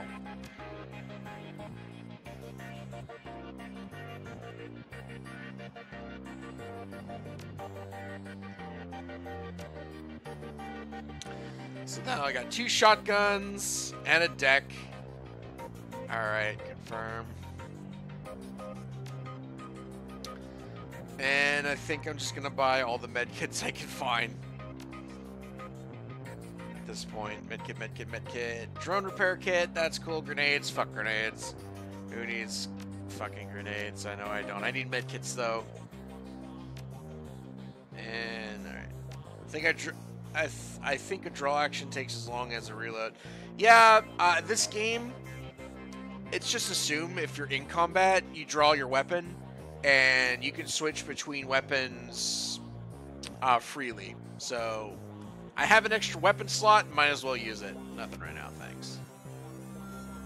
So yeah, I can fire both my shotguns in the same round. If we were playing Shadowrun, like at the tabletop, yes, I think it would take me an action to switch guns.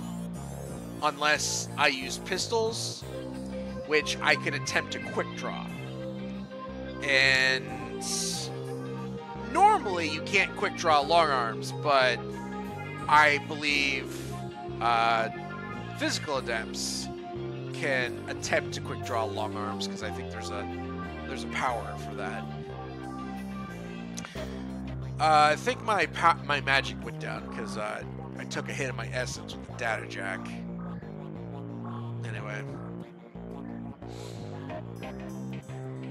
But hey, it's the price you pay because this game, you kind of have to be your own decker. I think she has a deck on her back too, if I'm not mistaken. Yeah, let's buy some more medical supplies. Kind of want to get another Dock Wagon trauma kit. Not gonna lie, that's all my money. That's fine.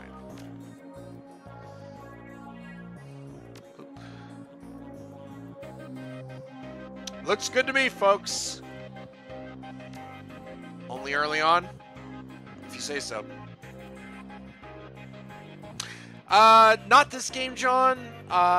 Nick, you're thinking of Dragonfall. You get your team, and yes, you can have your decker actually do things. In this game, you can hire other runners, and for some reason, when it comes to decking, unless you're doing it yourself, the other runners you get won't do it. They'll jack into the Matrix and do Matrix combat, but that's about it.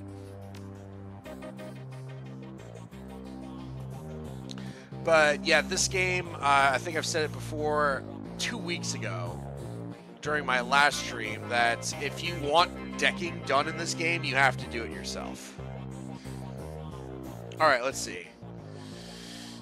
The bunk is a mess and reeks of booze. Searching through the sheets, blankets, and pillow, you find an old photograph that has seen a lot of wear. Look at the image. Pictures of a blonde boy and a girl, both about age of 14, sitting on the dock at the edge of a lake. They appear to be twins.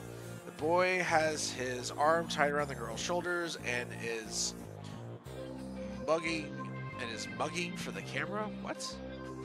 The girl is planting a kiss on his cheek while making rabbit ears behind his head with her fingers. Check the back. Written in a woman's hand are the words, Sam and Jessica, Lake Shimmer's Steak Park, Summer 2040. Pocket the photo.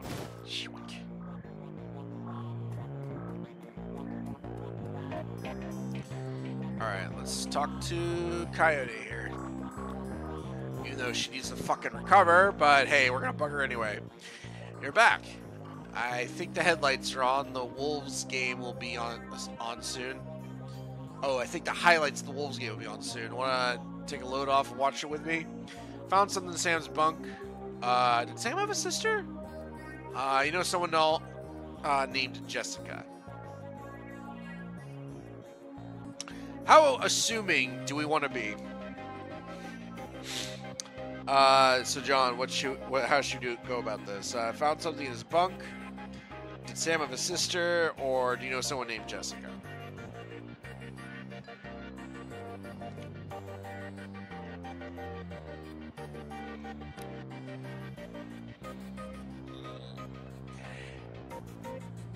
Sis? Sure. I think we make that connection. Her brow froze. Yeah, I think he did. He mentioned her once. It didn't sound like they got along very well.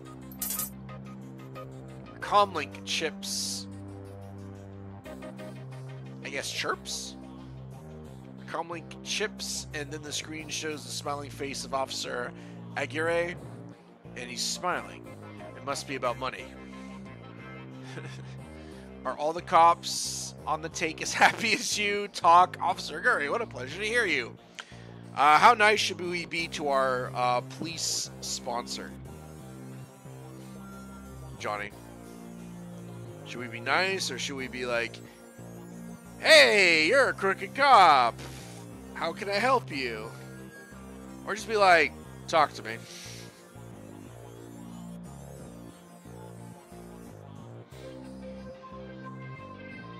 How should we go about this, John? Long John? Johnny Long? Sassy! Alright. Are all the cops on the take as happy as you? Yeah, we have our own clubhouse and everything. Well played, John. As per our discussion, I'm informing you of another Ripper murder. The victim worked at the NTSB investigation facility down the docks. You owe me for this. Put it on my tab. You there now? I need to see that now.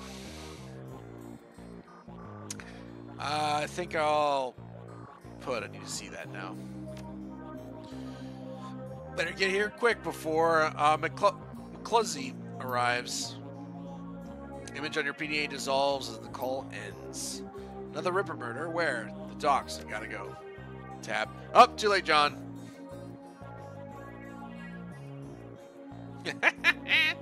Okay, listen, I want to help. You dragged me out of the Royal before.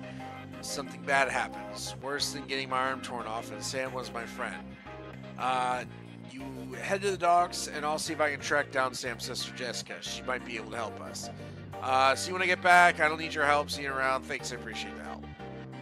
So, what? See you when I get back, or thanks, I appreciate the help, because I don't need your help. It's kind of shitty.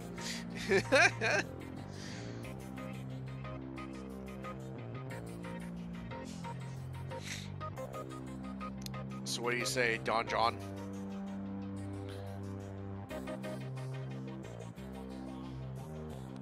Thanks. Alright, thanks, appreciate it. Yeah, let's be nice. Coyote's kind of cool. Alright, take a cab. I think we spent all our money. It is gone. Let's go. Let's get lost.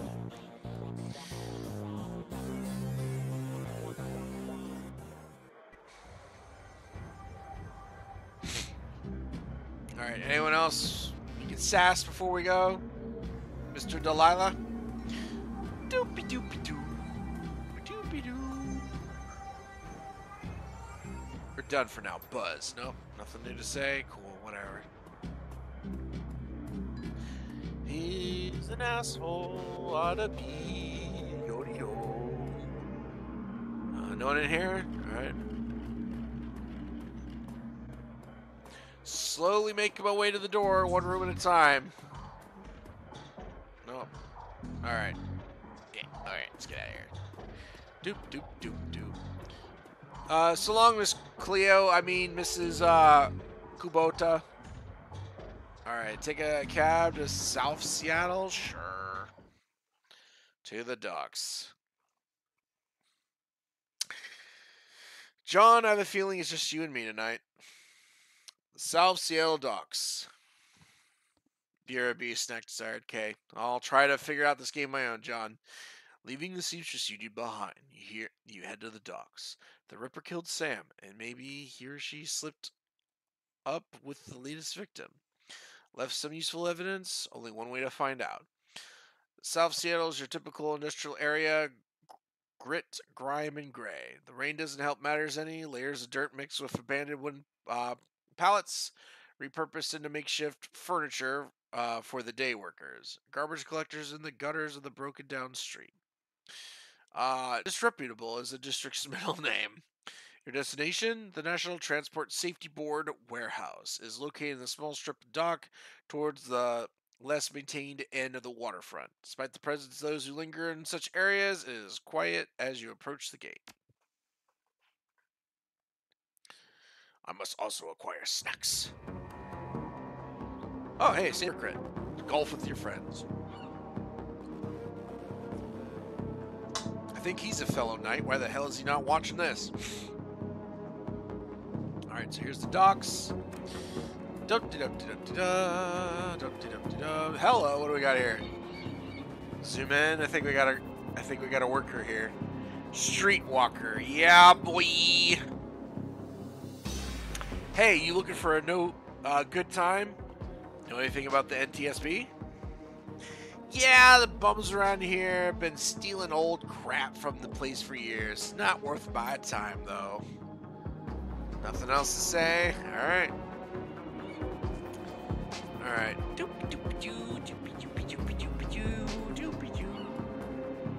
Halt! Okay. The guard looks bored. He toys with the gun absentmindedly, like he might shoot something on a whim, just to watch it die. Hey, you're about to trespass on corporate property. You're looking to get dusted street scum? Working Lone Star in the crime scene investigation in the NTSB warehouse. I'm looking for my kitty cat here, kitty. I'm the new maintenance guy. This is my first day.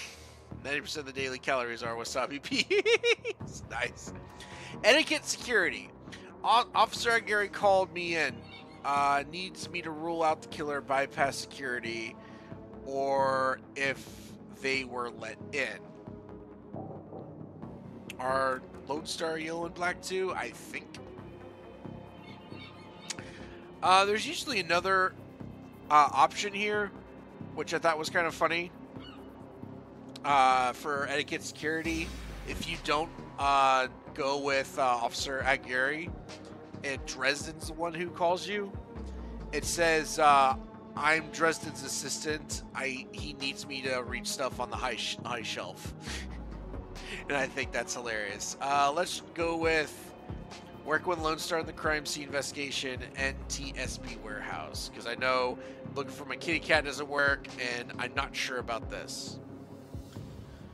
So, okay, John, since you're back, what should we do? I'm working with Lone Star, I'm looking for kitty cat, and I'm the new maintenance guy. This is my first day. I don't have etiquette security, so I can't say Gary called me in, needs me to rule out the killer, bypass security. So what say you, Johnny boy? And if there's anyone else chiming in, you can too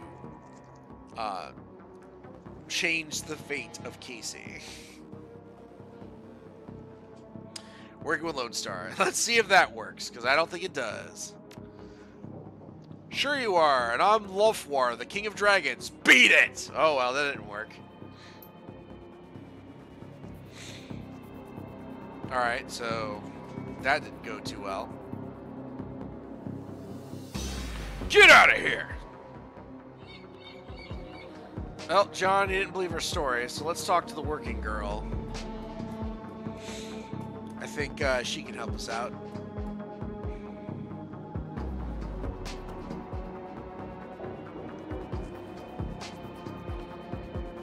Streetwalker.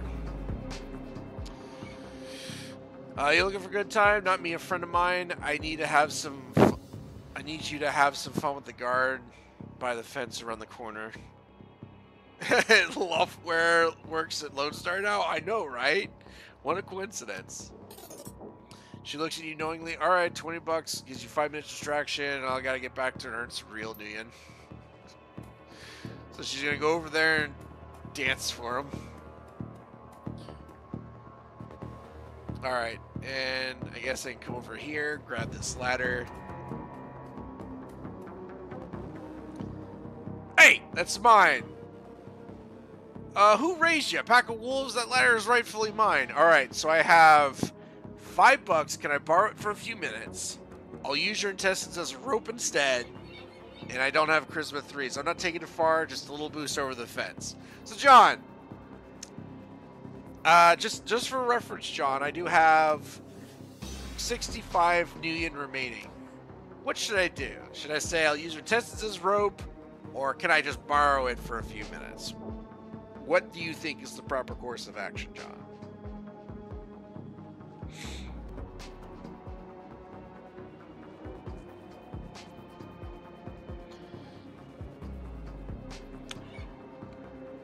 You don't have Charisma 3, you ugly asshole. Yeah, I've been spending my Charisma on better things, like having a body of 5 so I can have more HP because people keep shooting me a bunch. Let's see, body of 5. Give the guy some cash for a soy calf. Yeah, pretty much that's all you get for $5. Eric, can I borrow it for a few minutes? 5, sure. Maybe the noodle machine is still working. There you go. My man. Alright, that's a big gun you have there. Whoa, Nelly. Standard issue, ma'am. Give the man a soy calf. Alright. Yeah, if I had Charisma 3, I'd just say, hey, dude, I'm going around the corner. Charisma 3, or Charisma 3, Karma 3. Well, John, I can increase my Charisma to 3 now. That's just enough. I get a new etiquette at 4.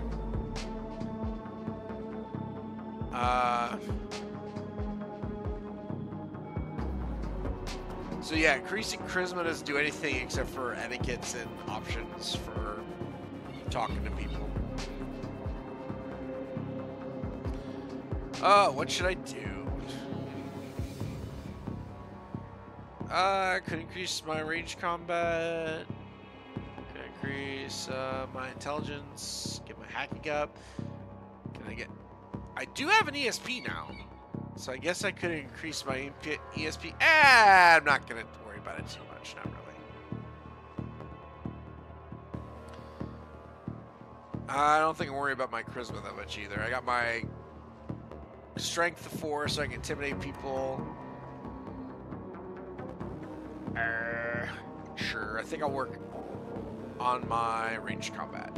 So, just your weapon slot. Well, I already have it from strength, so that should increase my accuracy a little bit. Spoiler alert, I know there's stuff over here I can steal. So I'm gonna steal it. And I think it's good shit too. Some nice good Drek. And it's gonna go straight to my stash because I'm full on items.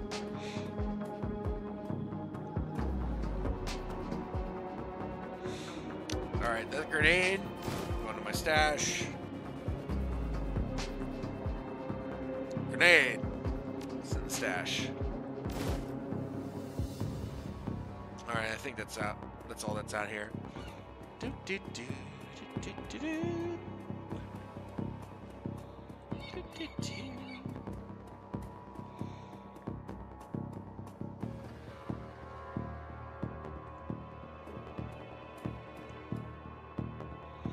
Alright, you're about to transport a new location.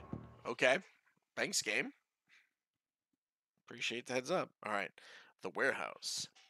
Inside, the long gray warehouse is as typical as the outside.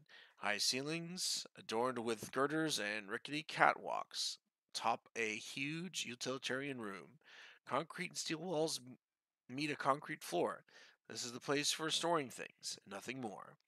Despite the quiet of the outside, the inside of the hornet's nest of Lone Star officers going about their business. In the center of the activity is the Imperial City Ripper's latest victim.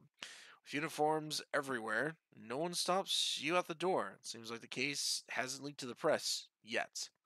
Lone Star, no, you got a job to do. Because we're not getting railroaded hard enough in this mission. Alright, so let's speak with Agare.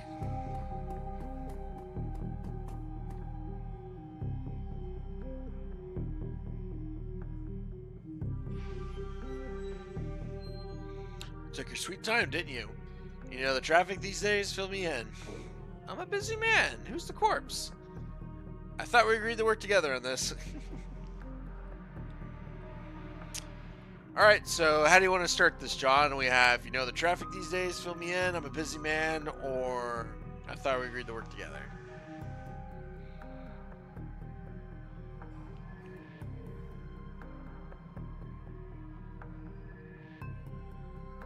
What do you say we do? Fill me in. Fill me! Whoa! We had time to go over the evidence while you were en route. Turns out this might not be a Ripper murder after all. I left the computer on the office over there if you wanted to see for yourself. The victim worked here at the NTSB warehouse as a black box researcher. NTSB. Giggity. National Transporter Safety Board. This warehouse used to go over the wreckage of plane crashes, try to determine what happened. The Vic was in charge of their highest priority investigation at the moment. We've gone through the victim's computer, and the case notes indicate that they were selling secrets. Idiot kept records. Scientists don't make good criminals. That gets you killed quick. Spilling corpse secrets, not the wisest career choice. I kind of want to say number 3. What do you say, John? I want your feedback on this.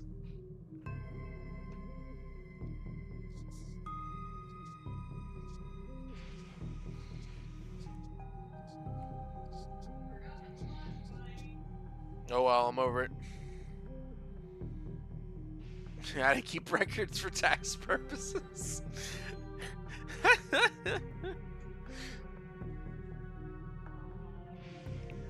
So which one do you want to do, John?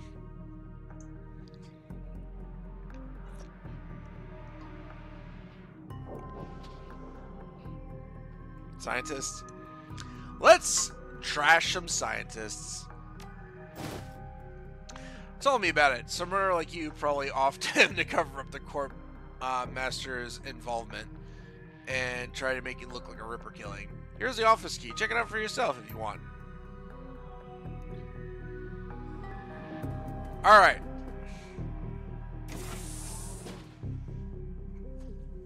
So if you don't have hacking 4, which I don't, this is why I did this. Let's see, it appears to be the victim's locker. The door is slightly ajar. Inside you see several of the dead man's personal items. Inspect the toothbrush. The blue toothbrush is still wet from being used. It smells of mint and cigarettes. Rock over there is eyeballing you. Let's see. Inspect the comb. Comb is a black plastic. It has some wiry gray hair stuck on it. Leaf blocker. Alright, so if you're not a dedicated hacker, you need like a decking 4 to break into this computer, which I don't have, and I gladly spent 200 nuyen to Aguirre for him just to give me the key to this place. So let's see. Read the note on case number 95. Case file number 95. Federal Boeing jetliner. Corporate owner Aries. The plane had several mechanical issues resulting in a mayday. At such a state, the pilot reported that the altimeter was reading in the negative values. Co-pilot takes over the controls. The pilot leaves the cabin to investigate the rear of the plane. Gronk over there is eyeballing. If you say so. Case number 96. Pratt and Whitney unmanned. Corporate owner Aries. Redacted. 98. File's been corrupted. Private notes. The notes that appear on screen pertain to the NTSB case, file number 96. Crash of the Aries jetliner near the UCAS and Soaks national border. The crash is reportedly the result of the equipment's failure. Readings further into the investigators' notes, however, you find that substantial evidence linking the crash to experimental Rikaku research and initiative. This information could be worth a great deal to the right buyer. Download it into the PDA. Leave the computer.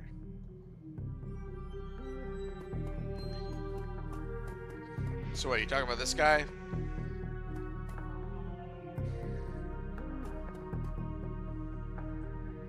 Yeah, I guess he was eyeballing me. Oh, it's pronounced Sue. Oh, that's right. Sioux.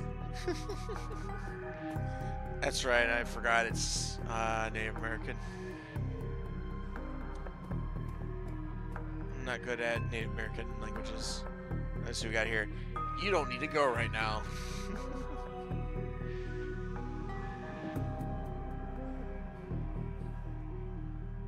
Old poster depicts a civet young woman posing with an assault rifle. Oh baby, girls with guns. Yeah, buddy.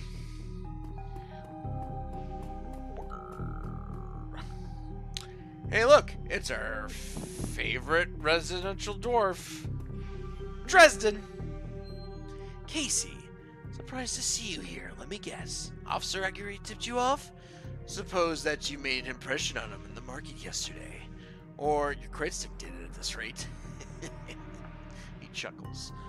Anyway, surprise, we got another Ripper victim on our hands. Looks like business is good for Dylamorg these days. So what's the story in this one? You look like you've been putting in some overtime, Dresden. What can you tell me about the Vic? How should we proceed, John? 1, 2, or 3?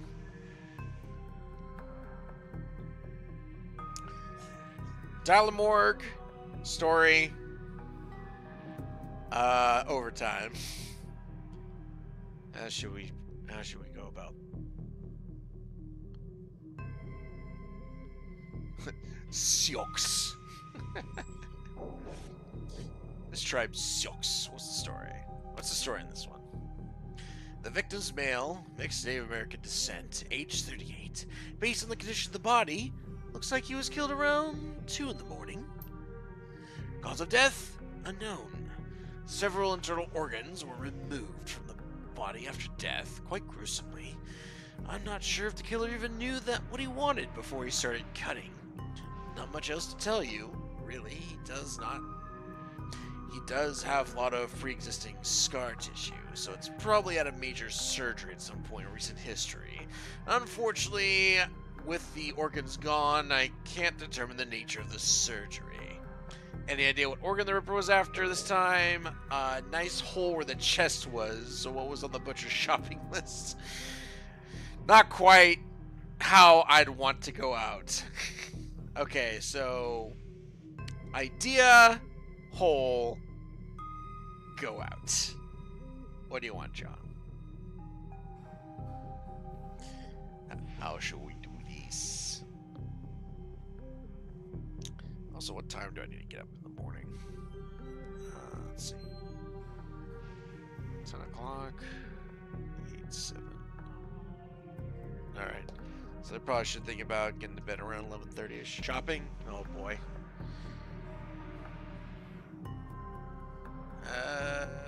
What was on the butcher shopping list? Alright.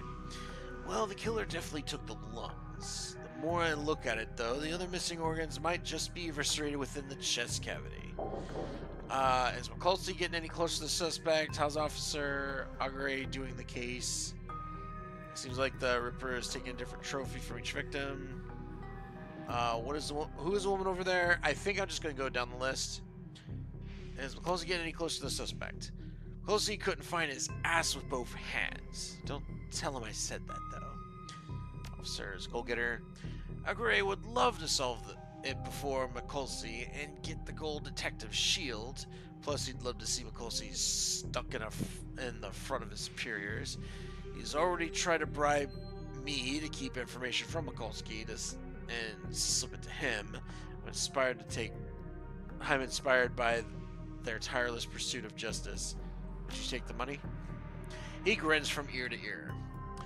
Do you have any idea how much this job pays these days, sir? I don't think Agre's officer's salary is going to do much to seduce me into helping him. It's like the Ripper is taking a different trophy. Saves liver, this guy's lungs. Any trophies? Any theories?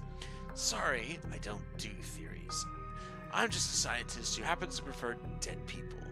However, while these have massive damage in the chest cavity, I can see that the victim's lungs were transplants, which is interesting, since another victim's missing heart was also a transplant. Granted, modern medicine has made organ transplants relatively easy, but it's an odd coincidence. But as a scientist, it's just that, a coincidence. To be fair, imagine McCulsey has trouble reaching his ass with both hands. With those arms. Yeah, he is a troll, so I don't think he has the agility to touch his hands with his giant troll arms. This is only the third body I've personally examined. One of our branch managers handled the other two. If I find that more of the victim had organ transplants, I'll let you know. There's a woman over there. No clue, she just showed up. Next to Kid, I think. I'm gonna take a look around. Good luck out there. I think I can talk to Agri. Officer Agri. Conk is eyeballing you. Jesus, Tom. Jesus, John. You with your racism. What? If there was a corporate hit, why'd they leave the evidence on the computer? Good catch. That information's probably worth a fortune if you find a buyer. So, there goes that theory out the window.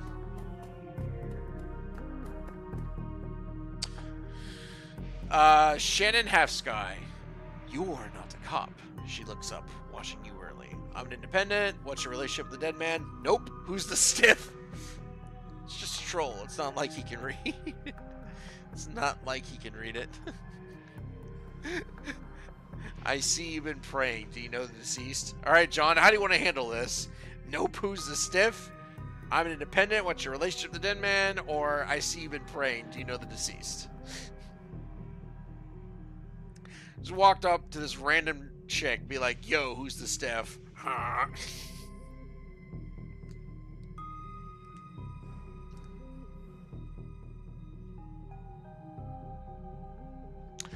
Oh man, can you even see the flies around the body? Jesus.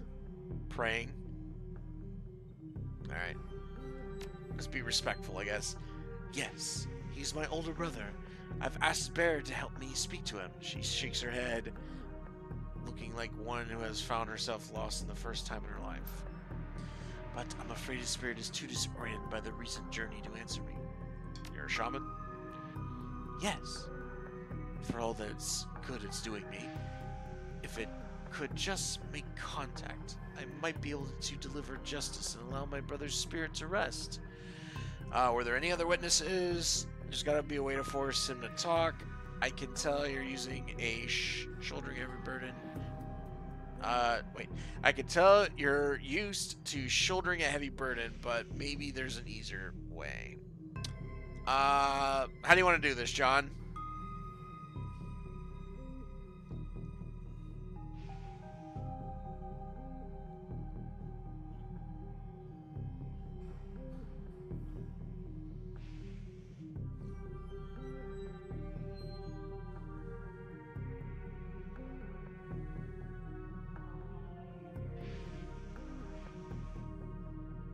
Burden. Alright. She looks at you, the flower largely failing to affect her, given the circumstances, but the inspiration dispels the dark cloud surrounding her. Perhaps. My brother's spirit is too weak. That's a given. But my brother's spirit may not be alone here this night. She closes her eyes and concentrates, droning a low chant that you can barely hear. Yes, there are others. Other spirits who may be of help. Features harden in frustration, as if she's searching for something that remains elusive. Sighing, she opens her eyes and fixes you with a stare. But I cannot do it alone. What do you need? The warehouse contains the spirits of plane crash victims, trapped between worlds. They wish to help. They wish to be heard. And I think there might be something to say about my brother's murder. Lone Star won't let me in there, but you seem to have a run of the place. If you can find personal items that belong to the victims, I believe that I can summon a spirit to speak with us. I need these 2 objects. Can you find them for me? I'll do what I can. This better pay off, of course. What do you think, John? Should we be a little bitch? Be like, this better pay off because my dick is too big for this quest.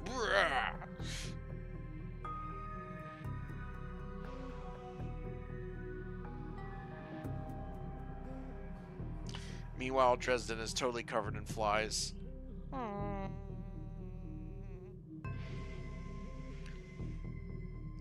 Can. I'll do what I can. Alright, so I think we need to start over here. Because if we do this the wrong way, I think we run out of time when McCulsey shows up. So let's go to the locker.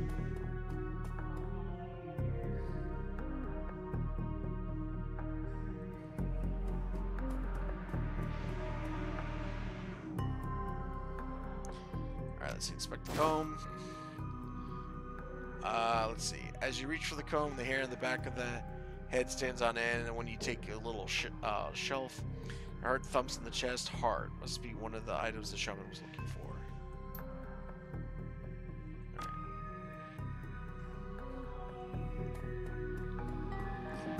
Because I think we get a cinema if we can find 3. Ooh, that's a blood smear if I ever saw one. Gonk's totally eyeballing you. Jesus, John. Alright, so that's 1.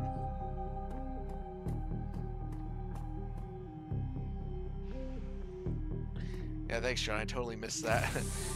the orc following me with his eyes.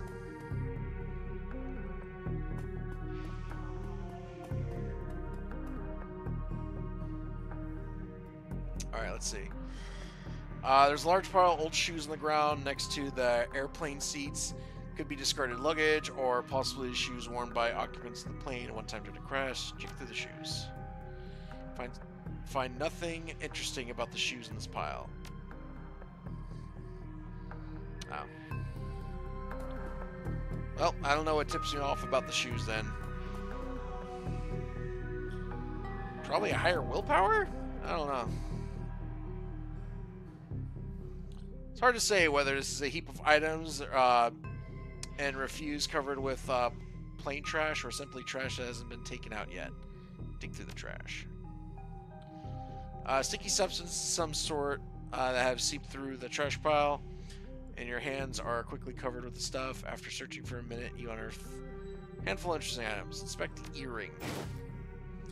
Earrings made out of burned steel, formed in the shape of a small salmon.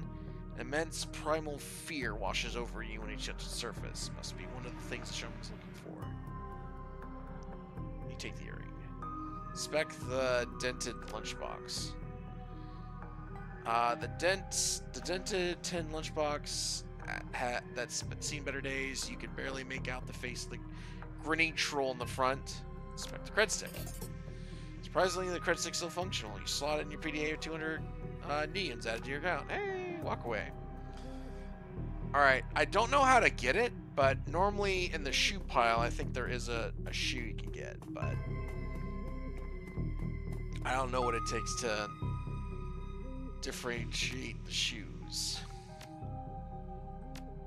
So I guess my willpower is not high enough, or some other stat that I should have high enough in, but I guess whatever. Strength, quickness, willpower, charisma.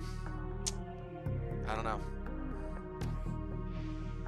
I've had other characters that could find it, but not Casey though. It's too much of a dolt.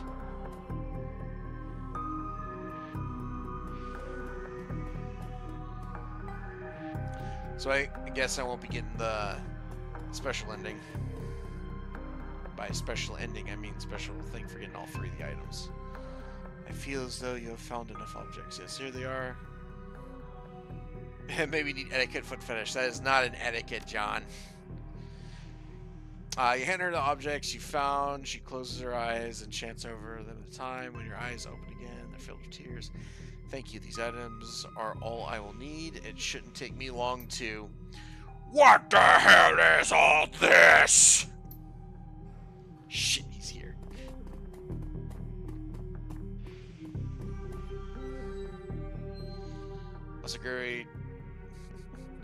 Officer Aguirre trails after the detective, only meeting your eyes for a moment. She's the victim's sister, sir.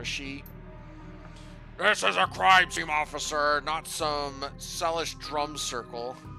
Isn't it standard operating procedure to contact next of kin? That's her brother. Make it her business. Watch her tone. She's in mourning. How do you think we should approach this, John?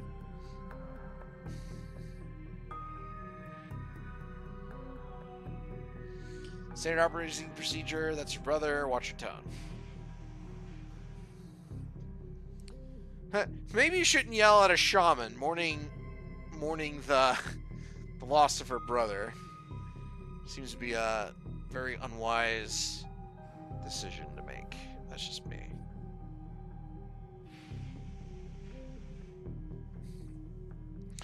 Because I don't want to piss off a shaman. Definitely don't want to piss off a Native American shaman.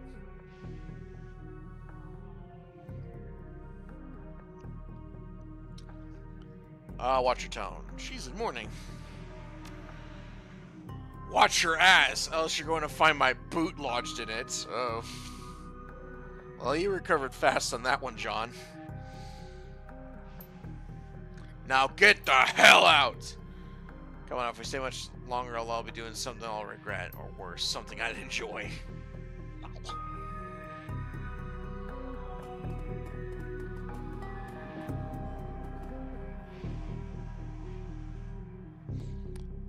Oh, crap. Well, we just totally got kicked out of the crime scene. Best 200 nuyen ever spent. The man's an ass. She stares daggers at, but closely from across the warehouse.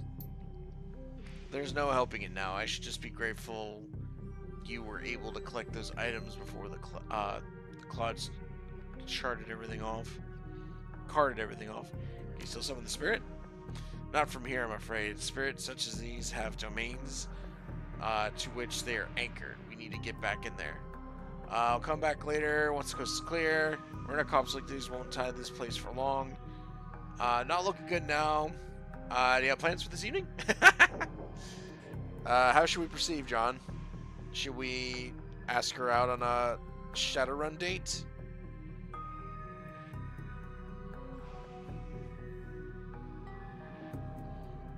That's kind of funny. You got plans tonight?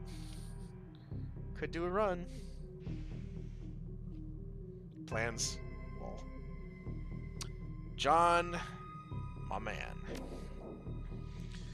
A little breaking and entering, perhaps, under cover of darkness. sure up for this. It may be a rabbit hole, but I have to get to the bottom of it. As long as we can deliver, as long as you can deliver and make it worth my while.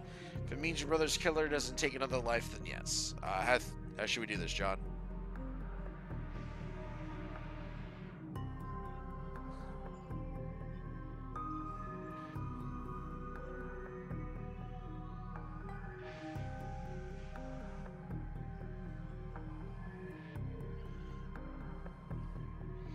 Rabbit hole.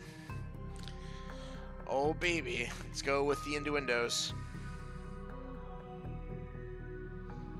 Whatever your reasons, I thank you. I just wanted to talk about rabbit holes. Because rabbit holes are sexy. Now, since we have time, we should probably enlist some help. They may post security overnight. And I'm going to limit to say you know where to find some kinds of people we need. You could say that. Best money can buy. Just smile. And bottoms. Rabbit hole bottom girls make the rockin' world go round. I kind of go with just smile. That's just my style.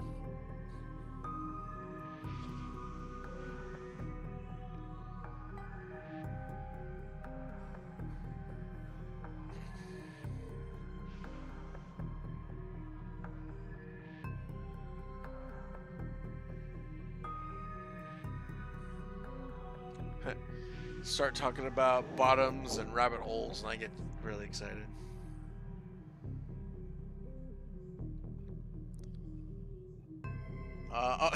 Just smile. Woo! 4,000 nuyen. Good. I'll put up the money if you find the bodies. She produces a fistful of crumpled nuyen from inside a leather pouch. Starts to count it out, then it shoves the whole wad at you. So I guess she handed me paper nuyen. Be back here at midnight. Spirits will be strong then. Alright, let's go back to the Union and count my new money. As you start to leave the warehouse, your comlink chirps and the face of Coyote pops on the screen. Oi, Casey. You in the middle of something? Just getting jerked around by Lone Star. Same old thing. Fiscal money. How quaint. Yeah, I'm kind of busy right now. No problem. What do you need? I'm inclined to go no problem since just finished up here. What do you think, John? Are we in agreement? Or should we start talking about Lone Star and jerking?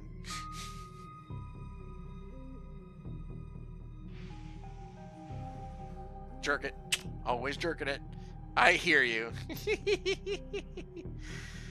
Her jaw sets. I don't know if I ever told you this, but I was born royal.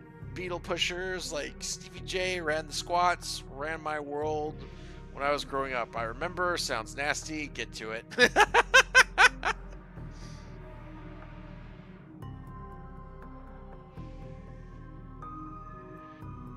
She hears you jerking it. Yep. So I am not the Bukaki ninja, for no one will see him coming.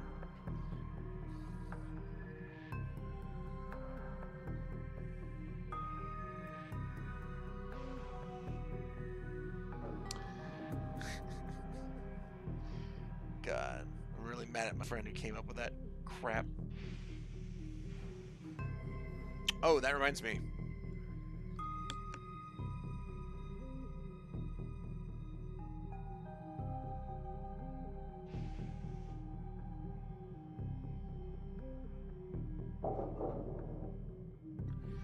Doing the time warp? What?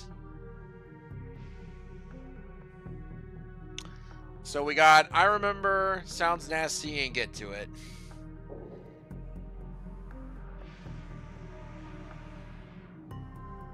I don't remember quoting time warp. John, while you're deciding, I'll be right back. I gotta go get some alcohol in me.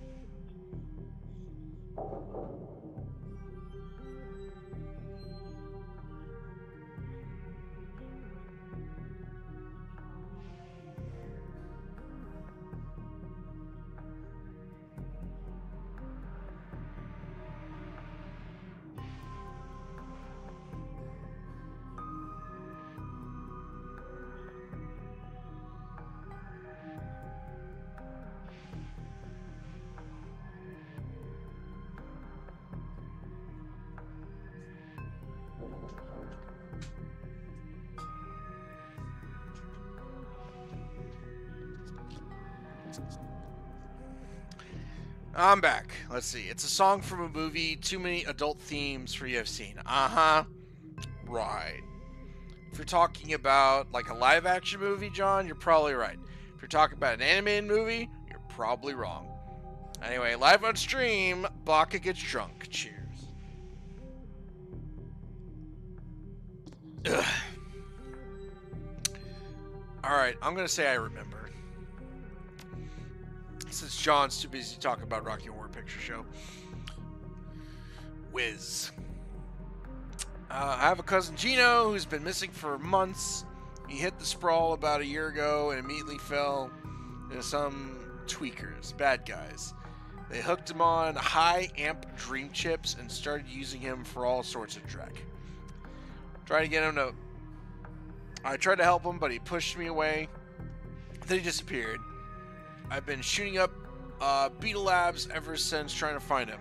You're on a crusade. I'm guessing there's a new lead, so... guessing you have a new lead. What do you say, John?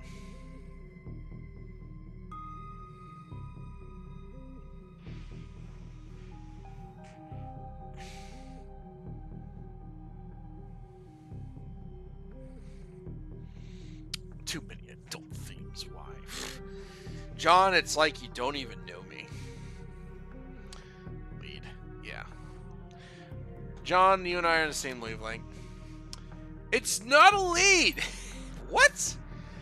Her face lights up. She's running hot, has a serious edge. I know exactly where he is this time.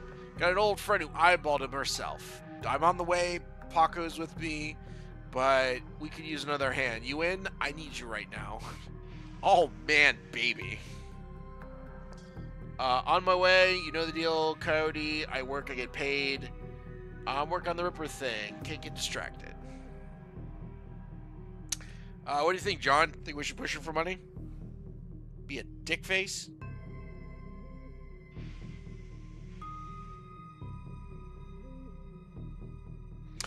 No, Baka. It's not like I don't know you. Only like I wish I didn't. Damn it, John. Just keep chipping away. Chipping away at my feelings.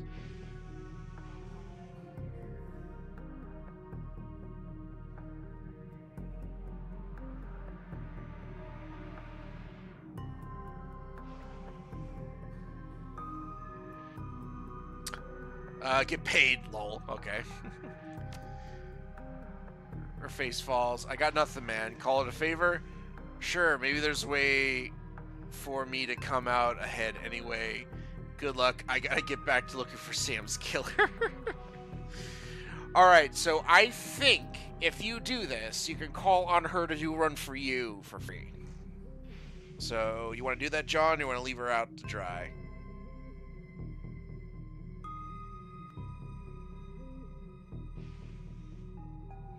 Ow. Sure. Alright. Thanks. I'll send you an address. See you soon. I think she'll help you out anyway. At least once, but I don't know. I haven't tried that option yet, I don't think.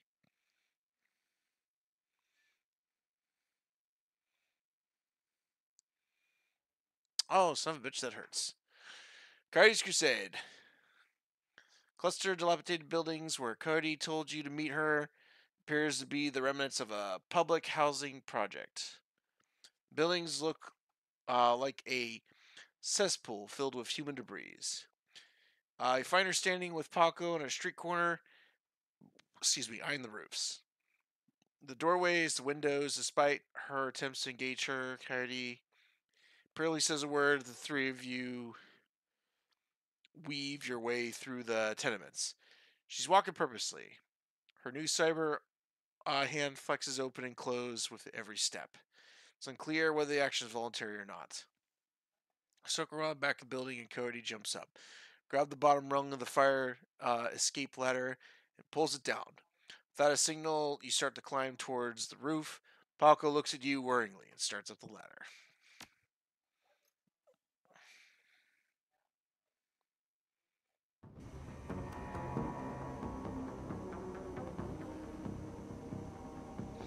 Alright, let's see. What we got here? Thanks for meeting us, Casey. I owe you one. No sweat. I figured you could use the backup. Maybe I can find a way to make this pay off. Let's get it done. I have a killer to find. So, how do you want to proceed, John?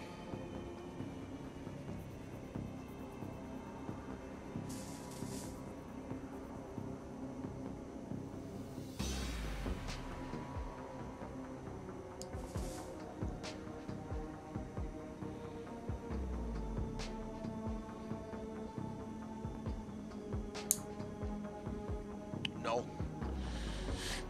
Yeah, I think this is one of the combats, so I think you do it like that, then I forget whether or not she pays you back later.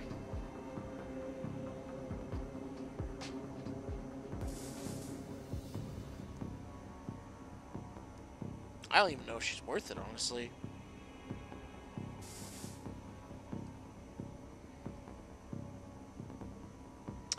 Well, we'll see.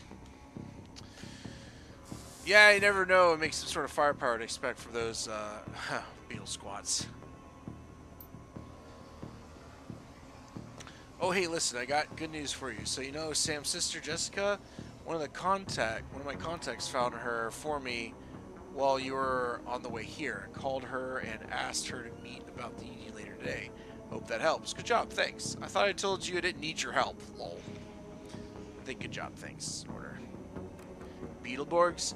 Big bad Beetleborgs. Does anyone remember that show? Good God. Ow, fuck. Ow, Jesus. Why am I doing this? Ow. Oh, shit, that hurts.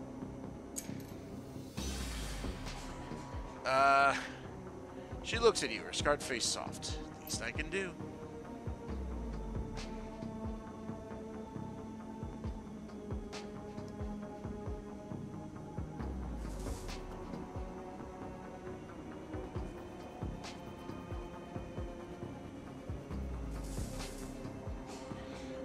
Nope, no one remembers that show. Thanks, John. Alright, let's get this done. My cousin, Gino, should be in one of the squats past the door up ahead. I hear there's a whole lab set up in there. From my experience, there's usually a lookout watching the cops outside and a guard on the door inside. Like I said, don't know how much firepower to expect, but these guys are nasty, so stay on guard. If you want to get in, grab... Okay, I just want to get in, grab Gino, and get out. Right behind you, babe. Let's do this thing! Alright, so Coyote and Paco must survive. Your survivability is optional, and we need to get Gino.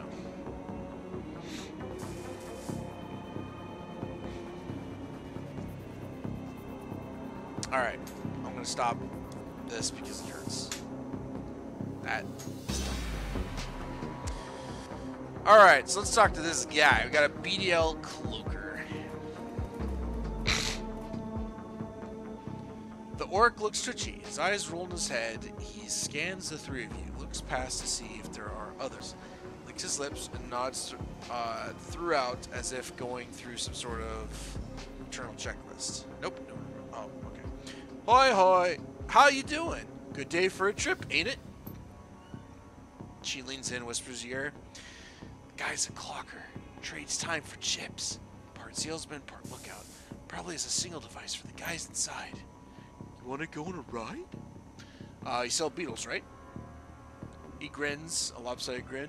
Oh yeah, chummer. Oh yeah. Better than life. Definitely better. Dream chips, mind benders, SimStem, SimSense without peak limits, high octane intensity. What kind of rides can I go on? We got it all. All of it. We got it all, yeah. What you want to do? Sorry. You want to do some crime? Want to be bad? We can hook you up. You roll that way? Want to be a hero? Be a hero! We got fairy tale direct chummers love. You name it. And you can slag and frag to your heart's content. That's the real thing, right? Slagging and fragging. Don't matter what the trip is as long as you're slagging involved, right? Coyote eyes you hard, the pupils tight, little pinpricks of hate. You do stuff too, don't you? Clocker looks around, more nervous now. Maybe, yeah, maybe. For the right price, you can feel it. Feel what it's like to die. What it's like to kill. How does this place operate? How do I get in? That's the best part. The best part. It's a lab. They test your stuff here. Hot as dreck. You can place a special order and they'll make it happen. You buy a pass card from the guy at the door. I'll get you in and out anytime you want. Then you buy a beetle, slide it right there. Our guys guard you while you're chipped. Safest way, chummer. Safest way. You think you're hurting people selling this trek? His eyes stop rolling. He's focused on high alert. You want to step up with that? You want to step away with the heck back? This is Sprawl Biz, chummer. It's the biz of the people. And by the people, it's for the fragged people. So slot off with the useless that unless you're looking to get hurt. Guess I'm looking to get hurt. Punch him. I'm stepping back. I just want to go in and see for myself. So, John, do we want to punch this guy in the face? His stupid face?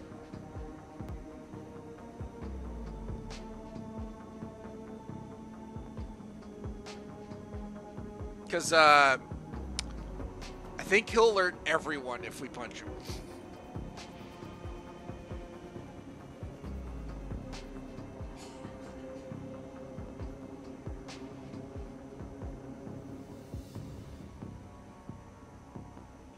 Seems like a nice guy. Yeah, step back. I just want to go and see. Alright then. Alright, good. Go and see my boy. Charlie. He'll set you up a pass card. You see Charlie. Hugs, not drugs. Well, I think we're getting both hugs and drugs, John. That's the point.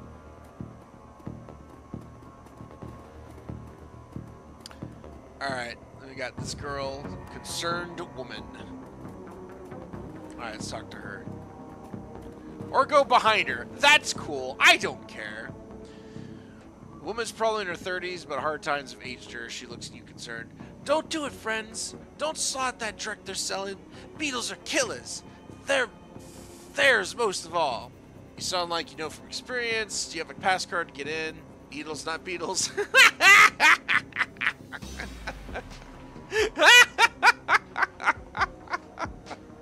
Oh, John, what the hell are... These are not the PSAs you're looking for, John. Jesus. Hugs, not drugs. Needles, not beetles. Jesus. Do you have a pass card so we can get in? What kind of guards do we have in this place? Any chip heads inside? Look for a kid named Gene will know him. Got to go. Sounds like you know from experience. Let's go down the line. She pulls her hair back to show you no implants. Then her mouth tightens and her eyes well up with tears. I do. I know. Lost my husband, lost my son, my daughter. They use her to record. Tears stream down her face. You have a pass card? No, but Jamal has. My son's card. Took it off him when his brain fried. Jamal's down the hall. Don't know if he'll give it up before, but that's between you and him. What kind of guards they have in this place? She looks around frightened. They're serious. This place is backed by the Yakuza. Oh, we're dealing with the Yaks. Japanese mafia. Oh, man. How many? What kind of firepower? There's a guy at the door, Charlie. He sells the passes to get out. He's not tough. Blind one eye. There's another 5 or so wandering around. 2 of them are bad news, covered in magic symbols. Mean. 5 or 6? It's not so bad. We have surprise on our side. Any chip heads inside the lab? Yep, all day, all night. And they can be dangerous too. Chip heads dangerous? Once someone's chipped, they can send them any program they want. Make them do whatever. Turn them into whores, killers, anything. Looking for a kid named Gino. Know him? Who doesn't? He's here all the time. Gino's a clocker. Trades time for chips. Just like a little errand boy. I saw him go through this morning. Hasn't come out. So imagine he's riding a dream chip. Got to go. Alright, how do we want to do this? So this guy at the door, that's Charlie. I think we could sucker punch him, but see if we can talk to Jamal. Get a good feeling here. Does he have anything in his bathroom? Anything good we can steal? No. No. Alright. Alright, let's see what our options are with Jamal before we start making a fracas. Jamal has the look of a longtime shiphead, emaciated, hollow-eyed, but hungry, desperate. What you looking at? I hear you have a pass card. I have your pass card. Give it to me. I want to buy your pass card. Never mind. I have your pass card. You hear right. I got a few. I sell them at a discount.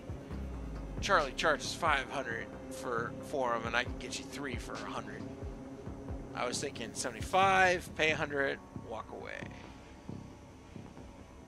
That is a discount. Not really hurting for money. What do you think we should do, John? Should we pay him 100 or should we haggle with this kid?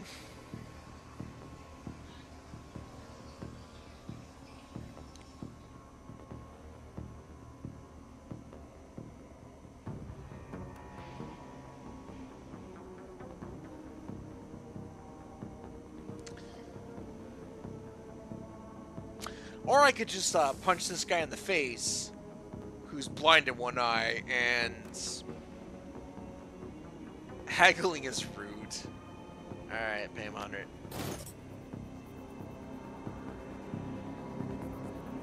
Alright. Haggling is rude, you say?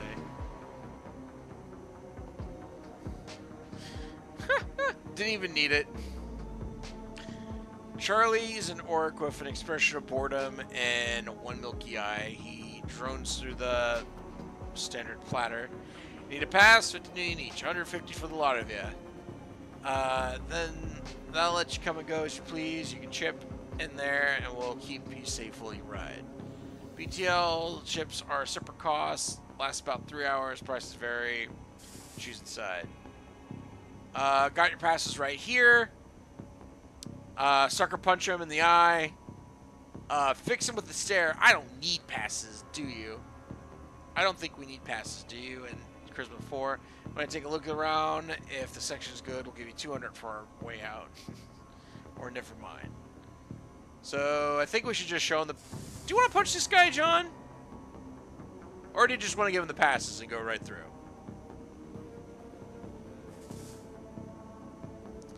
I mean, we're already paid for the passes.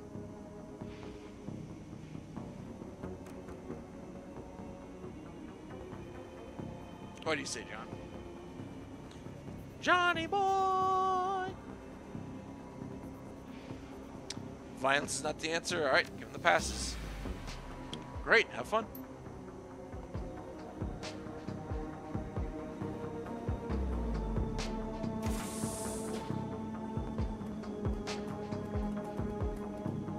Keep moving across the bridge.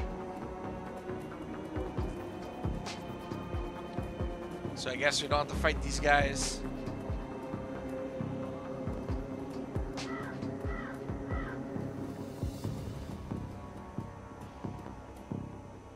I don't think there's anything grabbing here. Well, I think we're about to have some violence when we get in here, John. Entire floor of the tenement has given over to chaos technology and a squalor across the room. A chromed out Decker argues loudly with an armed thug, abruptly falling silent as they turn towards you. Shotgun-wielding thug squeaks in panic. It's the crew that took out Stevie J's place. I told you it was only a matter of time. The man with the cyber deck calmly speaks with a heavy, digitized voice. You messed with the wrong Beetle Lab. Oh, this is Yakuza operation. Yakuza operation. The push of a button, I can make these tweakers into my own personal killing puppets. You're fragged. Casey, don't attack any of the chip heads. They don't know what they're doing, and they can hurt Gino. The civilian casualties got it. I can't promise no chip heads will die. So no civilian casualties got it. I have concussion grenades, better than fragging the tweakers if it get caught in the middle.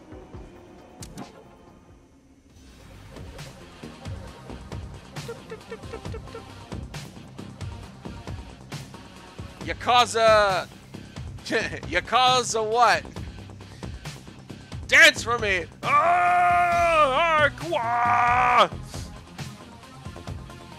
Stop the chip heads from attacking you. Where's the other thing? There's the thing. Alright, I can go here.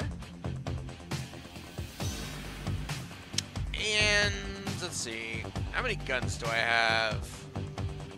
Alright. Shoot this guy! Goof! Alright, Paco, what you doing? Where are you at?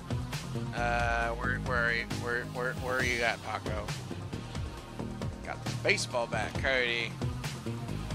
Where can you go?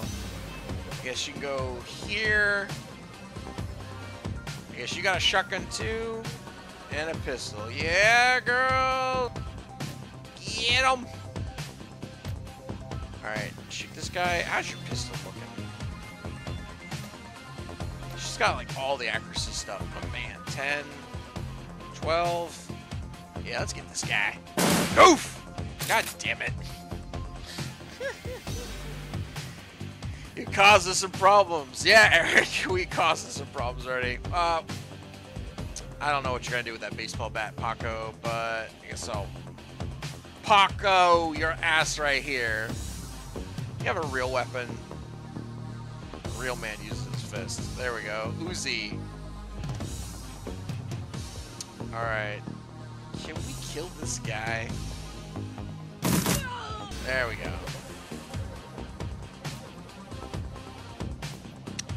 Yeah, my turn's over. Game. Turn. Ow.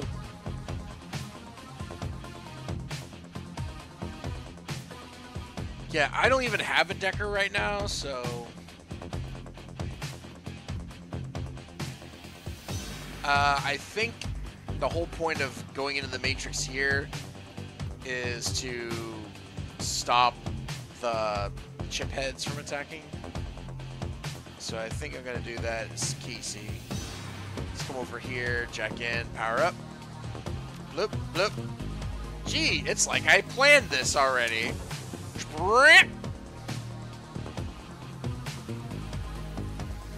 It's an apocalypse! Ah, Eric. A man after my own heart. So, what do we got here? Chipped head. Yakuza. Oh, God, there's a mage. Shit. I need to kill the mage. There's a shaman right here with no cover. So... Hey, boy! Shaman, go! You get a fistful of shoddy. You dumb hoe. Hey, go!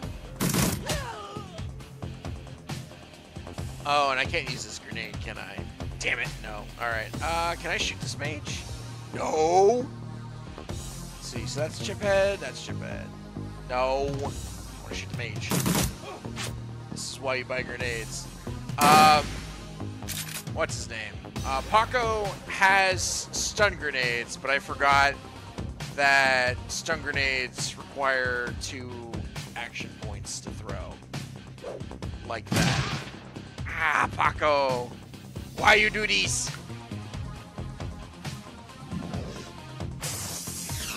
Here comes the mage. She's technically only a hoe in her PTL fantasy. Alright, summon some dudes. Alright, so I am in the Matrix now. This is my avatar. Casey Persona. Alright, and... there's the Decker. Whoa, I can go far. Where's that ice? There's that ice! You are my domain now, boy! Alright, I need shield. I need shield up. I need it now. Run shield on me. Needs more haste. No, dude, I think, oh god, I'm taking damage. Oh, Jesus. Sniffer, firewall. Oh, jeez, look at all these percents. Increase accuracy. Remind me to show you how to turn on chat bouncing on restream. Oh, by the way, John, remember to download Shimmer 5. No reason. No reason. No reason why I'm asking you to do that. Since you're probably off work by now, since we've been in chat for like a few hours. Oh, jeez. I'm getting pummeled over here. Uh-oh. Ow. I might die here. Alright, heal myself. Alright. I didn't get any attack programs. That's awful.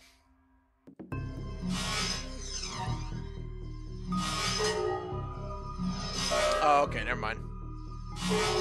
I'm dead. I am so dead. Shit. Is that the mage? Yes. Mage going down.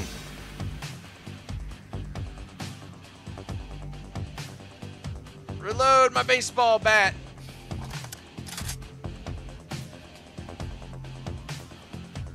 I might have to restart this because I think I'm dead.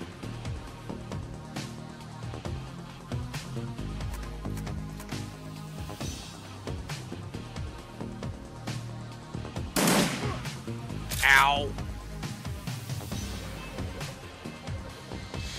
Oh no, here comes the tweaker. Ow!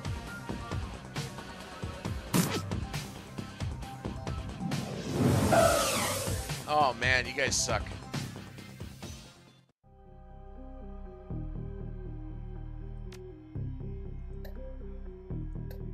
Alright. Alright. God damn it, shield program. Stop sucking. God fucking damn it. So what buff do I have on me right now? Sniffer, great. Oh, I'm gonna die. I'm going to die. Yep, that's it. Game over.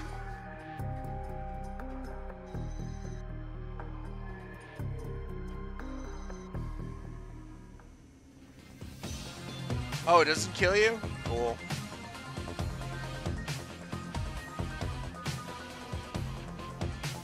Alright, so I got this chip head here, got BTL security. Alright. I guess it knocks me out. For some reason, I guess my other character died, and I guess Casey had enough health that when he gets dumped, he doesn't die.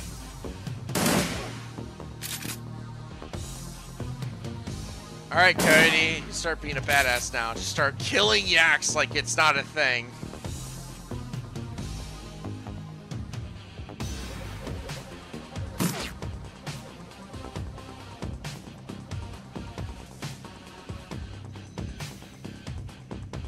Alright, I try to be cool, but apparently I'm not an uber elite hacker like this hacker is over here, so. Alright, and I can go back in, but I'll probably die.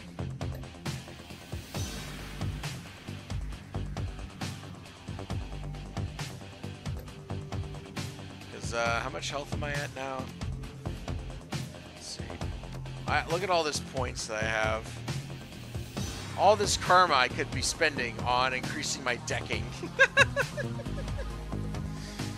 So my persona doesn't suck so bad.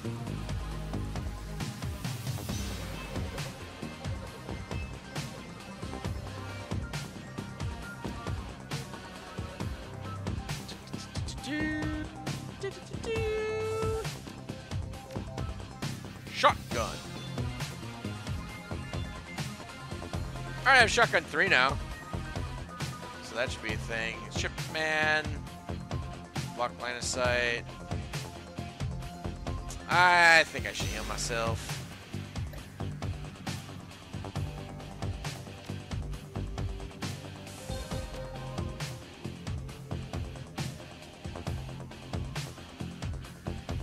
So BTL bodyguard. Cool.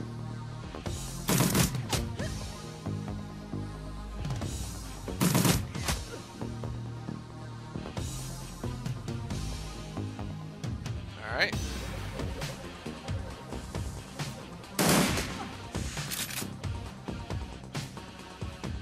Now what's the other one you got? Kneecap? Sure, whatever. Oof. Ah, you're stunned, you bitch! I got you, bitch!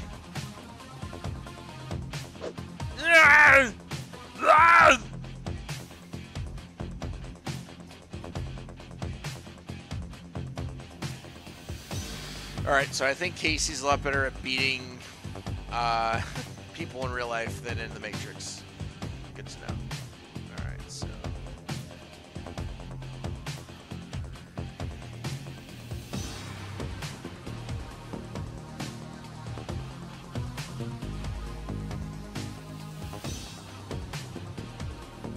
I guess I'll start shooting this Decker here.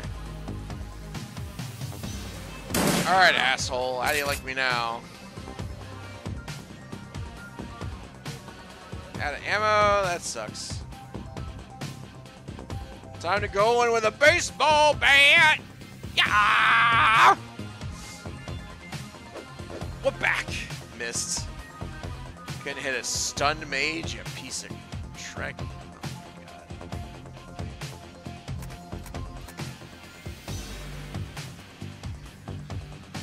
Aww.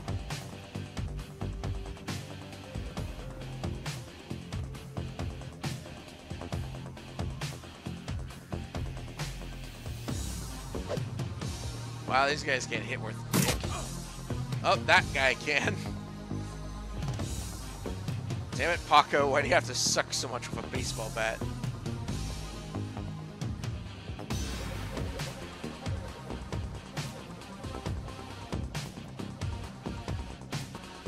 Alright. Boom! Leave those kids alone! Bam! Yes! Get to the BTL computer! Paco. Oh, Jesus, Paco. You're not looking too hot. There. Oh, sweet Jesus, heal yourself. For the love of God! Stop dying, kid. Alright. Womp womp. Chicka chicka!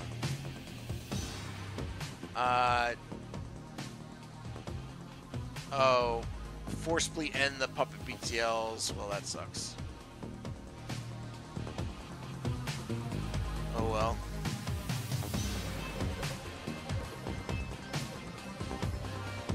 I don't have the decking. Shit. Gino? Gino! Dadgum, that sucked. Yeah, I kind of want to increase my decking to 3 for some reason. No reason. Can I do it? No.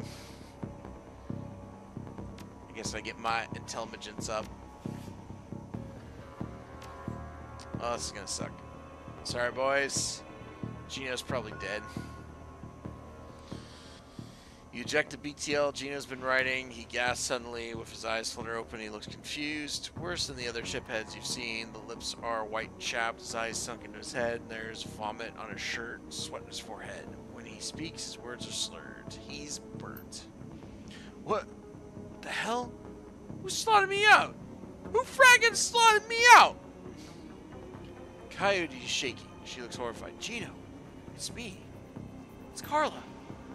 Gino looks at her with glazed eyes, no recognition.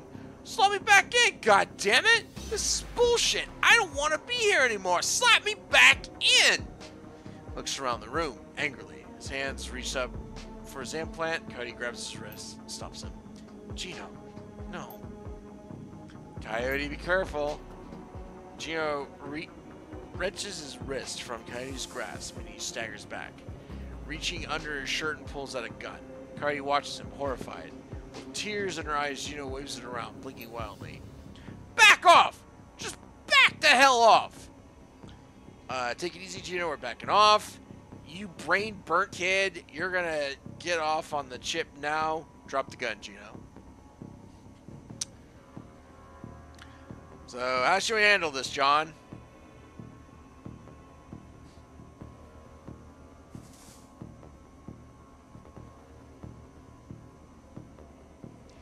I think we should back off.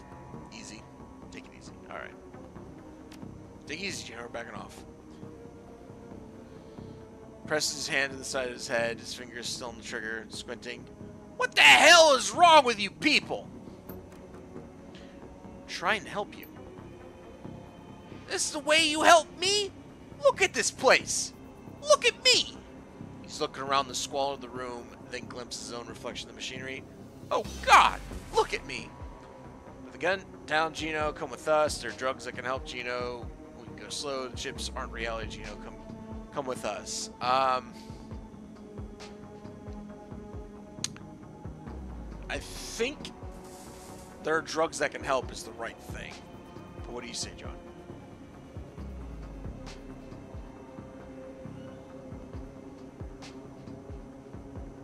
Or Eric, if you're still around. You can put in your say too.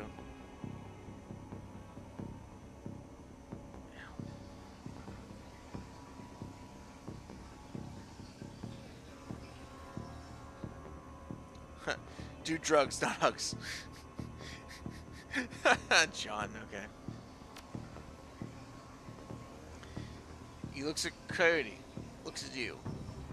We'll go slow. Yeah, I mean, incest doesn't have to happen overnight. What?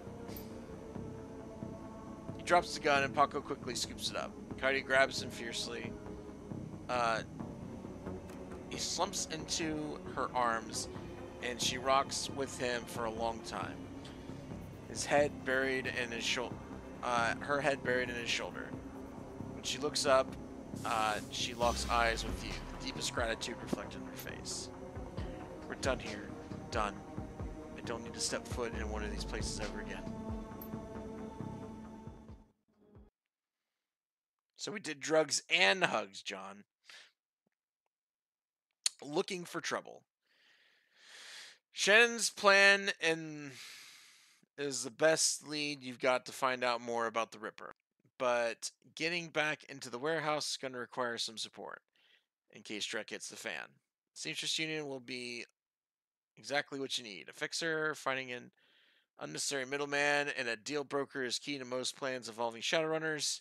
A good fix is worth the nuyen if their job is to have the contacts you know who's good at what. They'll put together a team you need. Magic support, skilled street samurai for muscle, or a Nova hot decker for matrix work.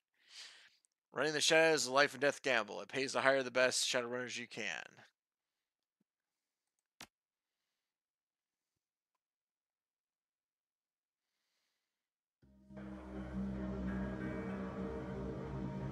Talk to Fixer Mr. Delilah about hiring runners. Alright. Only have 2 karma. Let's see what this guy has to say. Who we got? John Bartlett.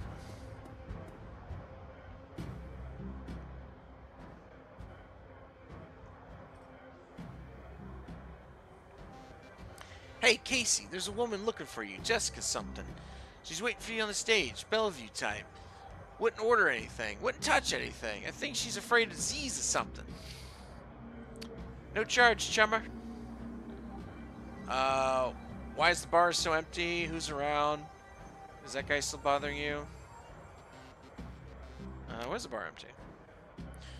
You don't get much action in the early afternoon. Just a few salarymen slumming Touristville and hoping to talk to Madam Sinful and some die-hard regulars. Madam Sinful? That's what the downtown folks call Miss Kupota. It's a Touristville thing. They like her and have a naughty name like that. So who's around? I just got in, but Kyrie's cleaned the back bar. Mr. Lila's hanging out in the usual place. Vendors downstairs come in a few minutes after me. Oh, and Bartlett's here. Don't think you met him yet. Who's Bartlett? John Bartlett, big presence in the bar. He's in the biz. Connected. You might want to meet him. Is that guy still bothering you? You mean my ex, Shane? Yeah. No, we haven't been it.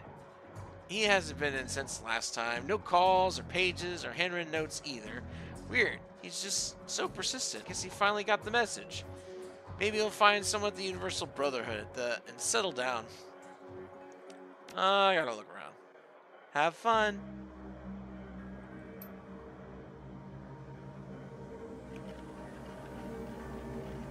And then there's this guy. He's a piece of work. Full of life, with a quick smile, the man tilts his head and watches you approach. Hey guy, what's shaking? A little of this, a little of that. What's it to you? Have a look around. There's a whole lot of shaking going on. How do we want to introduce ourselves? Finally, you're excited to bug off. Yeah, sure, John. Whatever you say. I think you've played this game. I think you know the score, John.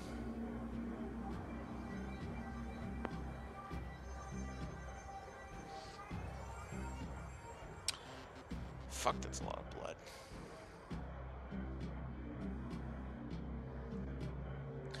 Decided to bug off. I saw what you did there, John. God fucking damn it, did it take too long, but I saw what you did there. Alright, so a little of this, what's it to you, and have a look around. How should we talk to this guy, John? Johnny boy! Breaking news. Orc activist encourages crowd of 7,000 trolls and orcs to fight back against racism. Lone Star concerned for public safety. Making yourself bleed? Apparently, John. I think I may have picked too hard on something I shouldn't have picked. Little of this, alright. Little of this, little of that. Generic answer, yeah, sure. Heard that, Omei. I might have something for you if you got the nuyen. Time is money, I'm listening. I don't got time or money, Chummer. Maybe next time. Time is money, I'm listening. Gross. Sorry, John, you asked. You ever hear of the Nephilim Network? Of course you have. Any in-the-know guy has heard of the premier merc team out there.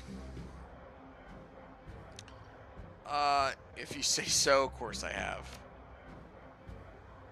Then you know you can hire us to run with you with, when you need expert help. Not just some chube calling himself a runner. We cost more, but we're worth it. So this is the guy you talk to when you want, like, I guess the term is professional Shadowrunners, but I really don't think it's necessary. But at the same time, I'm also playing on hard, so I might need his help this time. Well, let's talk to Jessica here.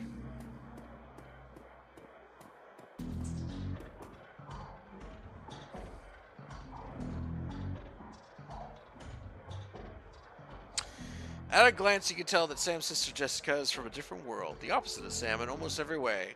Her suit is tailored, her eyes are sharp, and her hair exudes authority. Miss Watts? Jessica Watts?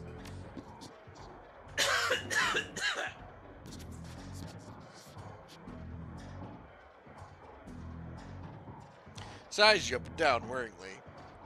She's doing a good job of hiding it, but it's clear that she's well outside her comfort zone. Yes, and you are Casey. I'm looking into your brother Sam's death. Name's Casey. I used to work for your brother Sam. Friends call me Casey, and I counted Sam among them. So, don't think it really counts either way, honestly. I guess I'll go name's Casey. Used to work with your brother. So go with that. I should have guessed. How's that? You look like the type, CD. Death. Oh, sorry, John. I went on ahead without you. You seem to instantly she seems to instantly regret saying it. I'm sorry, look, I just want to understand what's going on here.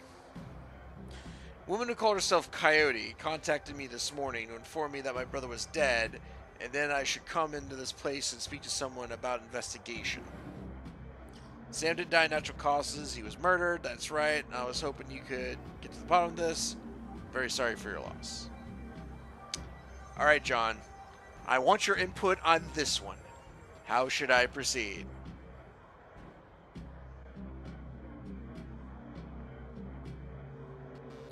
While I try to figure out how to stop this bleeding. Because that doesn't stop. Maybe I should get a band-aid. 1 second, guys.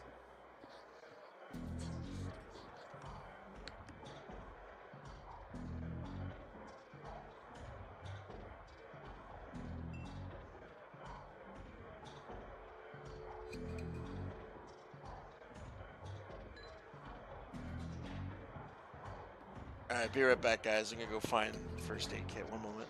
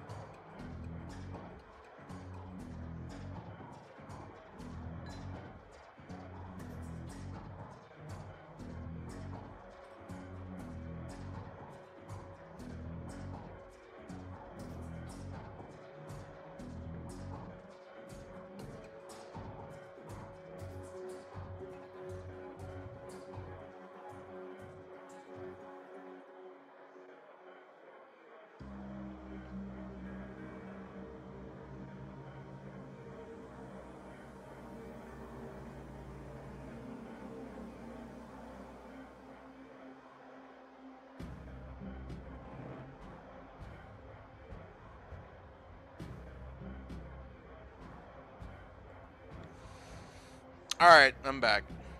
Alright, let's see. Well, you're gonna AFK. I guess I'm on my own, John. Alright, Sendon died natural causes. He was murdered. That's right. I was hoping you can help me get to the bottom of this. Sorry for your loss. Thank you. Appreciate you coming all this way. I'm guessing the burns isn't what you're used to. Must admit, it isn't. None of this is. She then froze her brow, repeating, regarding you more critically.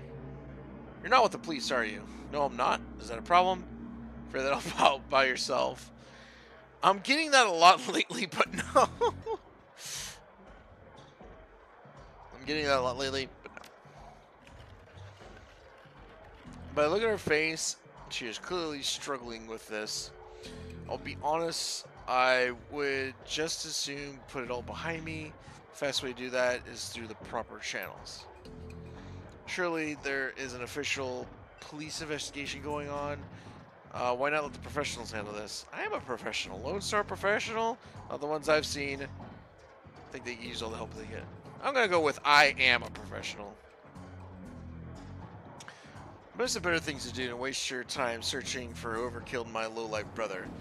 We lowlifes have to stick together, besides I'm not doing it for free.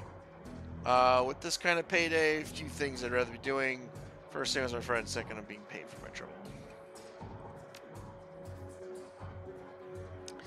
She seems genuinely surprised. Someone's paying you? I find it hard to believe that someone who knew Sam would put the money. Who is it?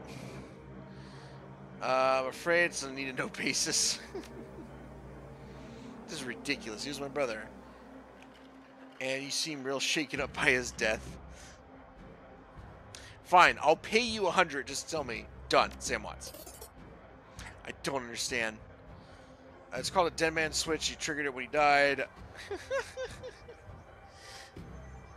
I don't expect you to. It is what it is. I'll explain. I'll come out and say it. She gave me the money. She was good to her word. Am I to believe that my drunken sot of a brother hired you to find the person who killed him after he died? Her boardroom mask drops momentarily, and in a sigh, she reveals a glimpse of real emotion. I left Seattle to get away from Sam and his bullshit. Now I'm back, he's dead, and I still have to deal with him. Jessica composes herself, and in a breath to mask it back in place. Listen to me, Casey. You seem like a decent person, but I'm trying to move on in my life. My mother killed herself last year, and Sam, well, Sam was Sam. You know, I've worked so hard to put my family issues behind me. I don't want to see this drag on. I'm closing in. I can feel it. You're not asking me to quit, are you? I would love nothing more than to give you closure quickly. I appreciate that, but I think I prefer to just let it be. No one else needs to get hurt. All our streets, honor still means something. I'm sick with a job. Sam's paying $100,000. Can you beat it? Your brother had my back when I needed him. I can't walk away from this. Yeah, on the streets, honor still means something. Honor? How about honoring the wishes of the living instead of the dead? She sighs. She's done. Never mind. I can see that you are not going to let this go, and I respect that.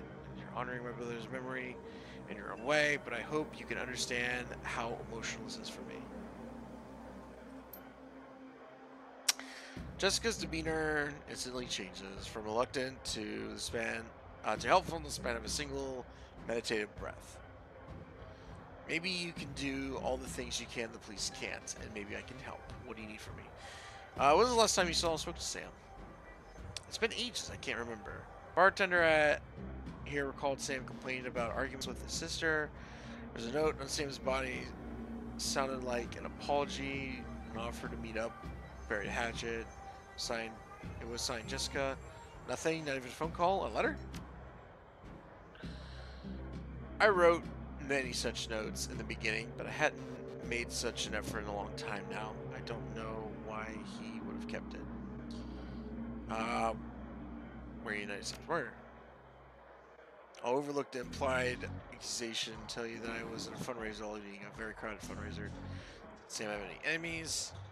Sam's biggest enemy was Sam. I don't know any others. You would likely know better than me these days.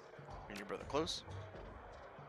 I think I made my feelings about Sam pretty clear, don't you? You just seem to care what. You don't seem to care whether his killer faces justice. Sounds like you hated him. You don't sound sad he's gone. I mourned losing Sam long before he died. Shown a picture of Sam's children. Where did you find this, Sam's monk? I can't believe he kept this. It's one of the few possessions he had. He's not a bad guy after all. Looks so much like his kids and happy. It's one of the few possessions he had. She studies the old photo for several silent moments. What happened between the two of you? Things were different back then. We were different. We were a family. Then, after our father died, things began to change, and we wouldn't get back to a new normal. With our dad around, there was always a reassuring order in our lives, but after, everything got mixed up. You can never really appreciate the importance of a person in your life until they're gone. Remorse plays wet across her eyes, and it seems that she's not just talking about her father. Miss then steels herself to tell the rest. Sam tried to be the man in the house. He truly did, but he couldn't handle it. And pretty soon he had spent every dime of our father's life insurance. Every dime. After that was gone, with Mom working 2-3 jobs, he spent all her money too. Can't stand the way he abused her trust, so finally I just had to leave. She nods. She holds the photo forward, one part of her ready to languish along the past. May I keep this? So I got what I wanted. Sorry, it's evidence. Please do. Thank you. Tell me about your father and her death. Where were you living before you moved back here? Yeah, where were you living? Calfrey. Brought you down here. It was less of what brought me here and what made me leave here. I felt lost in Seattle, so I moved to California to see if we could find myself. And did you? Actually, yes. While I was there, I developed a whole new outlook on life, a vision that what the world could become, and I came back here to help make it happen. Tell me about your mother and her death. She was devout Catholic. I don't think it's an exaggeration to say that she sacrificed her life for Sam and me. But she turned a blind eye to what Sam was becoming, refused to acknowledge his downward slide, couldn't watch her do it anymore, and so I moved out. After I left, we drifted further and further apart. Wasn't here when she died. In fact, I didn't even know about it until I returned to Seattle 5 months ago. Taking enough of your time. Thank you, Miss Watts. Just as well, I need to get back to the office. Before I go, you should know that I'm reiterating my mother's body tomorrow, and I'm agreeing to have Sam buried with her. Funeral's tomorrow at Our Lady of the Blessed Sacrament, 7 o'clock. More than welcome to attend. Wouldn't miss it. Goodbye, Casey. I hope you find what you're looking for. Stay safe. Alright. Got some karma. Think I'll increase my decking. So wait, hold on. Intelligence. Alright. So I can upgrade. My deck. Woohoo!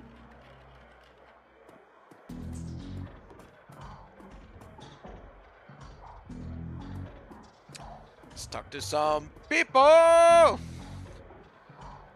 Like Mr. Clue. Let's talk to Mr. Clue. He's the beast. Glad to see you well, Casey. And you, Mr. Clue, holding down the fort. You too, Mr. Clue. What's the state of the troops? Thanks, big guy. How's everyone here doing? Holding down the fort. As always, though, people are more on edge than usual. Word got around about the latest Ripper killing, and people aren't feeling safe. People feel unsafe, they either go to ground or they huddle up. Notice how empty the streets are these days. It's because everyone's either locked in their squats, holed up in places like this, or seeking refuge in the nearest University Colorado chapter house. Safety numbers, Shimmer. Not that we need numbers here. I got it covered. But you do. See you later, Mr. Clue. All I ever needed was one. Later, bud. Man, your size covers a lot. Take care, big guy. Later. Let's talk to Coyote. See what she's got to say. No?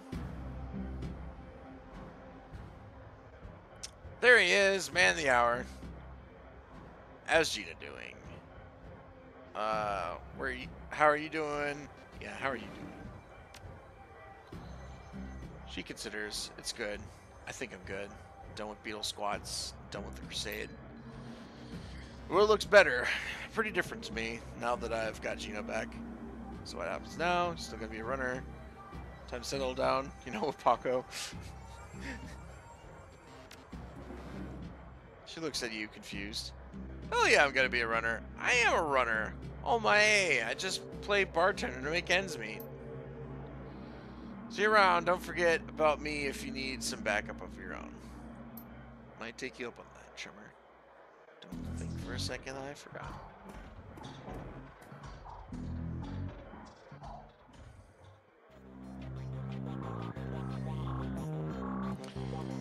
Alright, so I think I'm doing decent on supplies. I didn't use anything last time, so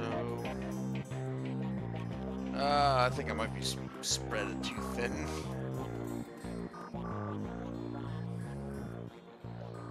Let me see your inventory.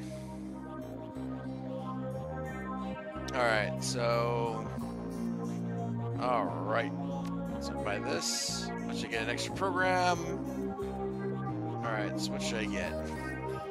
How about blaster?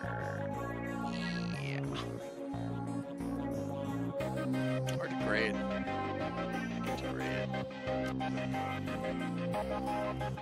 Consumables. Let's get attacker.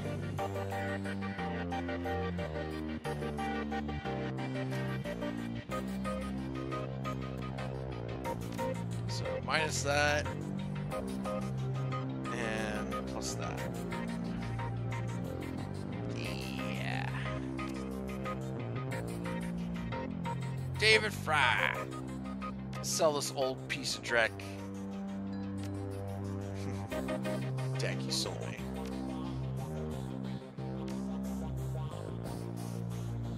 And now I have no money to hire dudes. Is it all level 1? Yeah. Alright.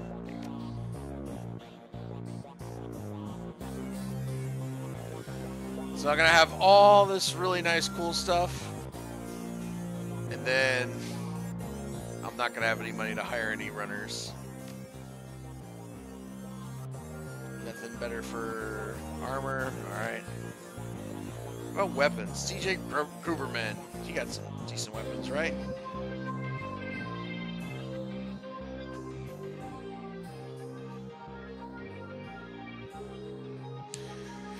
Orc stands at attention. Looks a bit like he's waiting for a commanding officer. Crispy salute. He only appears at ease when he's cleaning the barrel of his rifle and counting the bullets in his magazine. The rest of the time, he appears to be in a now ramrod stance, primed for anything. And how are you doing, my friend? Fine day to fire a weapon, would you say? Tell me a little about yourself, Buster. Are you military? After a fashion, yes. Sir, Sergeant of the 31st California Militia. No longer a recognized unit, and there are those that would say it never were. But someone had to stand up for the Tur, and it fell to us. Tur Tagermere? Yes, sir. It was Cal-free when the elves came marched down from the north of 36 after the UCAS pulled their support, and then a little in the ways of unrecognized defense. But we did what we did have was a stockpile of weapons and ammo down in Oakland. Locals in the NoCal held out long enough for us to bring the heat, and I tell you, all the magic hoo-ha in the world ain't enough to stop a V11 Hawk Rock from cracking your dome. We drove them L's all the way back to Yerka. Would have pushed them all the way back to Portland, too.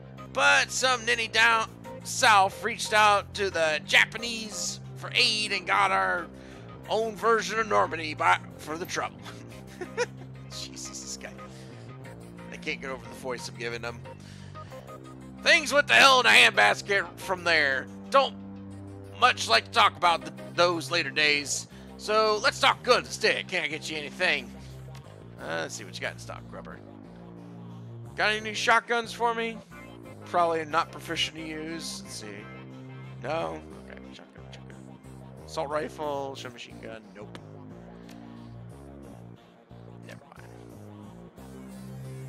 Alright, let's talk to these chuckle yucks. See if they have any cool and interesting. Let me see your inventory. Nothing right now. Alright, never mind.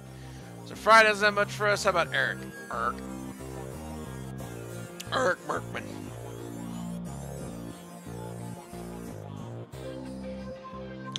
Nope.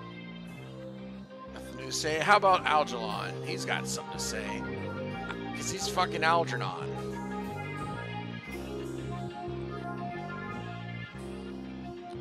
Tell me a bit about yourself, Algernon. My story is not so different from those who have come before. I'm a merchant, though on whose wares are far from mundane. Come here from Tierra Tagranea 4 years ago, after the governor of Seattle signed an executive trade agreement with the Council of Princes, and so the flow of magical goods come to pass through the city ports. So have I. At times I miss the Tier, but as unlikely as it may sound, this new home of mine is much more interesting. Is there anything I can help you with? Never mind. What does he start out saying? What can I help? Oh, never mind, I missed it. Whoops! Oh well, you can rewind if you want to read it, I guess. I guess I just saved some money for hiring people to come run with me. Alright, dude, can you just freaking talk to her? Dr. Castle glances up briefly from her charts. Her impish friend, on the other hand, tracks you every move, some sort of humanoid raptor, like a mouse under a shadow. Lived to see another day, have you? There remains to be seen, still some more work to be done. Just spits up, Doc. Night's not over yet. That may soon be up to you, Doc. Yeah, so that's work to be done. So long as you end up here at the end and not at some organ grinder's table, I'm satisfied. Granted, a repeat customer means a person courting death more often than one good doctor should condone, but I don't suppose I could dissuade you from your current course of action. Sorry, Doc, job's not done. Say nothing, if only life were so simple. Very well, let's talk about how I can ensure making back alive in one piece. How'd you fall in this operation anyway, Doc? Dr. Castle pauses in her work, setting down her tablet, and appeared to grow introspective.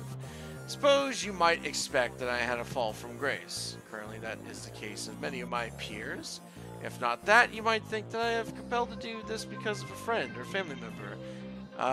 Became a Shadowrunner, and I hurried into assistance one fateful night. But the reality is that I grew up knowing that this is what I would be doing with my life. My parents were both Shadowrunners, and while very successful ones at that, so successful that they retired in a large house and raised a litter of kids who grew up hearing the impossible tales of their parents' younger years. Of course, we were explicitly forbidden to follow in their footsteps. We were all expected to attend university, take full advantage of the opportunities we fought so hard to give us. So, Mom and Dad were proud to see me pursuing a medical degree, and they had only minor reservations about me applying expertise to the treatment of Shadowrunners. After all, they never would have survived long enough to meet and fall in love if they did not have ministrations of several street doctors along the way. So I suppose you could say I was born into this life after a fashion. She picks up the tablet and resumes her work. Is there anything else I can help you with? Never mind. Not enough karma. Alright, it's 3,000 credits. I think that's a good amount of scratch to get a decent number of people to do a thing. So let's go do a thing, please. Alright, so since we talked to the one guy at the Nephilim Network, when we talk to Delilah to hire Shadowrunners, we can do either one. Alright, so let's see, Mr. Delilah. If you are talking to me, there's business to transact. Am I right? Of course you're right. It's your job to be right. It's always business to me. Yeah, Mr. Delilah, I have a need you to feel. It's your job to be right. I like that. That is correct. You're a smart guy. What can I do for you, smart guy? I need to put her together. Got the scratch for... you got the scratch for planning to pay me out earnings? Let's see. How much is this going to cost me? I can pay runners. I pay a percentage of what I earn. I love this. Screw you. I don't speculate. In that case, I can pay up front. Excellent. We agree on terms. I got some runners on call. I've got special requests. Yeah, I'm ready to go. Let's see him. I love that. All right, Shannon has to come. We got Bends the Willows. We got an Adept. Mystic Weck. We don't need an Adept. I'm an Adept. We got a Troll Decker. Grim Peeper. Oh, I love these descriptions. All right, so Shannon Half-Sky. Solid Tribe, Street Shaman, works with nature to overcome the concrete. Bends the Willows. Marta is a former ganger who found a second chance at a boxing gym. She is fast, tough, and has a short temper. Misty Weck, Dwarf Adept. The art is not the fight, but the strikes and counter-strikes that make the fight. Then we got Grim Peeper. He sees the data people try to hide. Then he takes it, and it can be yours for a price. De Morgana. Information in the Matrix is malleable, fluid, transitory. It can break or make you. All right, so what we got? This guy's got a knife. He's got a gun. So it looks like he's got pistols. Black hat, cool hat in the shadows. Oh god. All right, we got De Morgana. The black hat, god damn it. She uses an Uzi. Interesting. Alright, skills. What we got here? Range combat, love intellect. Alright. She's better at decking. That's for sure. And better at range combat. What is this guy better at? Stabbing? I guess? He's a little bit more physical, I guess. Wait, she has magic? What?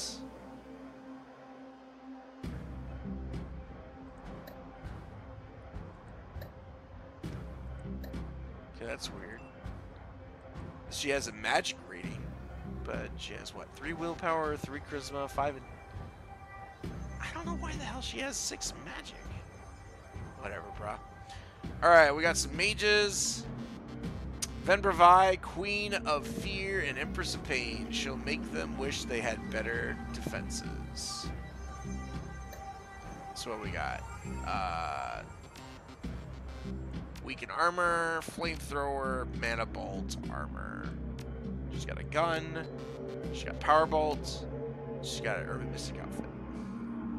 Quirky Rodson. Best gearhead on this side, UCAS. Doesn't just sit on the rig. Flying drone, Soka? Alright, so we got a Doberman. Submachine gun, nice.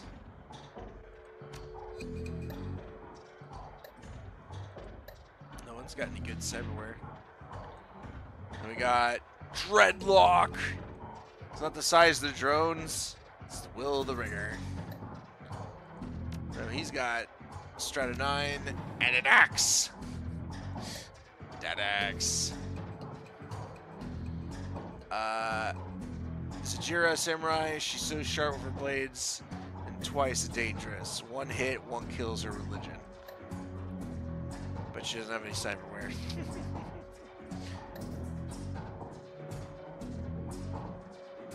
Not too impressive. Then we got Full Monty, Troll Samurai. Loves to squelch things smaller than he. Bonus fun is killing things larger too. Oh, so he's a troll that does a lot of range combat. Looks like range combat, shotgun, rifle. And we got Sosuke in the Earth. Spirits just don't conjure to your bidding. They need to be coaxed and cudgeled at a price. So he's another shaman, which we don't need. Fog, haste, air barrier, eh. Then we got the Nephilim network. See if any cool. Got assassin by job, and the network is operates as operative suppression, or is it called the street wet work? So he's got silencer. Interesting. Silencer, katana. Oh, man.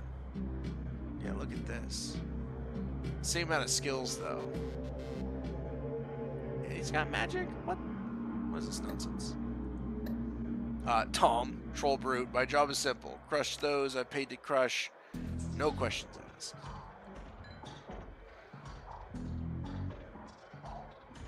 Oh, it's physical adept. So he's got Mana Fist, Killing Hand, 2 Mana Fists? What?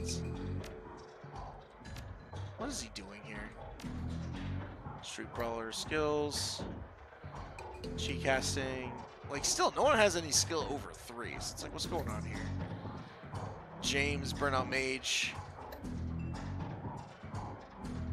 My talent began to weaken. The Nephilim Network had the tools to forge a substitute. So what we got here? Blindness, weaken armor, mana bolt, and a shotgun. Still no skills over 3, so I don't know why these guys are charging more. Combat Mage. Talent roll Nephilim Network is to kill, both up close and from a distance. Tussle and Soret. Again, nothing over 3. These guys cost more. Combat Decker. Nephilim Network is training me to hunt data both in the Matrix and the Meat Worlds. Decking 3, ESP 3, Range Combat 2. It's like, these guys just aren't that impressive.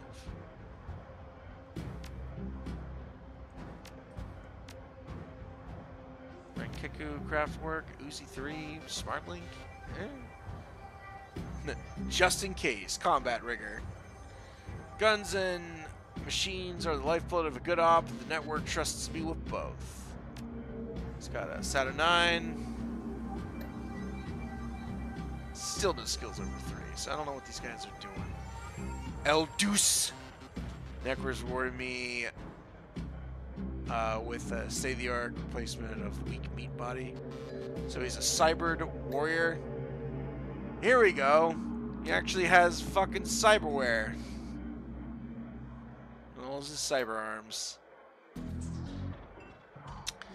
Again, nothing over 3. Initiate, Winterhawk. Magic is the power that I need to have it all. And if the network was happy to oblige. Spellcasting, chi casting, summoning. Oh man, this guy does it all. Killing Hands, Haste, Flamethrower, Aim.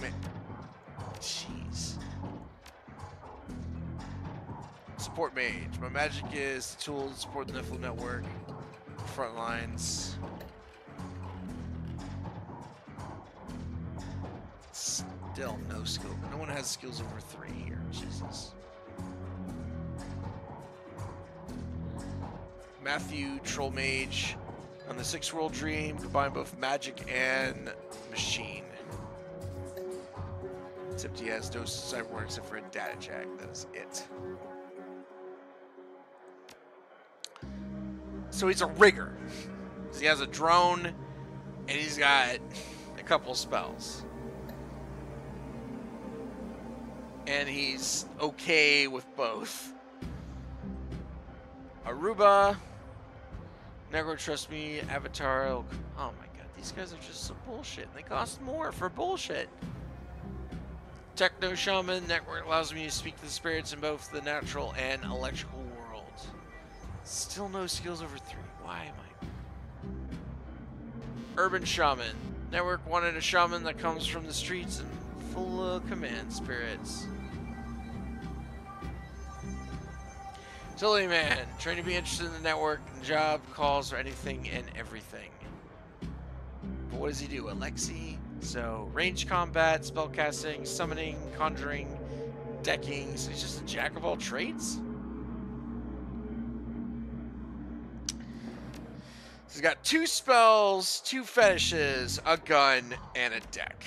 That's about it. Jesus. Weapon Master. That's it. Fully trained in all manner of weaponry, gives a frontline roll to the network. And he has 2 weapons, and neither of them are melee. He just has 2 in all weapons, and he only carries 2.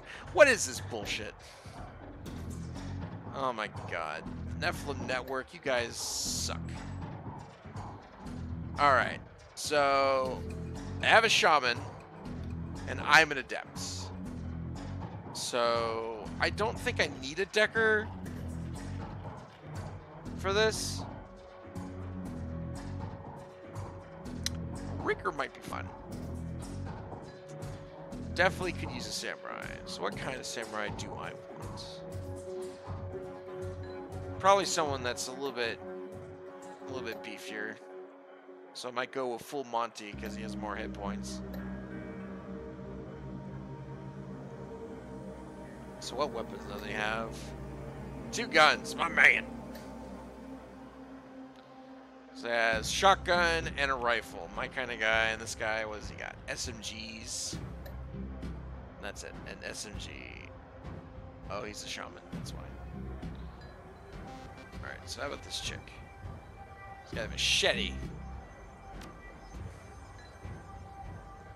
And an SMG. Oh, it's a pistol. So it's a machete and a pistol.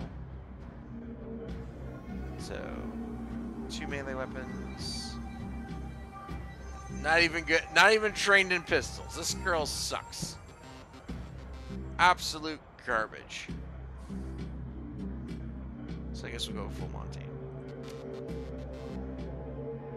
Alright, so we have a samurai. I'm an adept. I guess we could go for a rigger. So we got Dreadlock. Corky Robson, who's not that good at rigging. So all this guy is rigging and close combat. He's got that axe. And then we got what? Range combat, so he's probably better at not getting hit. He is a troll though. You're a dwarf.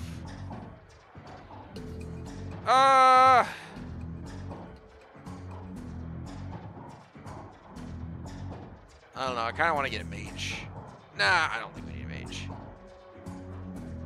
I think we should get a decker. It's not melee. So Grim Peeper, as much as I love you, I think I go with De Morgana because she actually has a ranged weapon. I don't know. What's your skills? Intelligence 5, decking is 3. Like, I have the same decking as you, I think. Yeah. So why am I even hiring a decker? I should get a rigger. Corky Robson. There we go. I'll just get a rigger. I don't need these deckers. These deckers are shit. I'm just as good as decking as these deckers.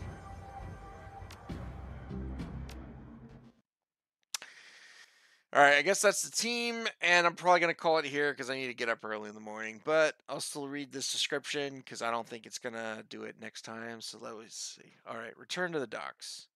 You return to the docks to meet Sharon Halfsky. Although the Ripper's latest victim was her brother, but Shannon appears cool and professional. Consummate runner by birth, it should not, if not by trade. You get the she'll get the job done, and hopefully one of the her spirits in the place can point you towards the Ripper. Dealing with spirits can be a tricky business, but when they deliver, it's pure platinum. One doesn't have to be uh, a meridian shaman to summon and control spirits. Someone magic talent can do it, but Sharon seems to have a particular connection to the spirit world. As you approach the gate, you know that something's not right. The dock's already strange and uncomfortable at night, triggering the need for caution. Then you see it. The guards are missing and the gates have been smashed in.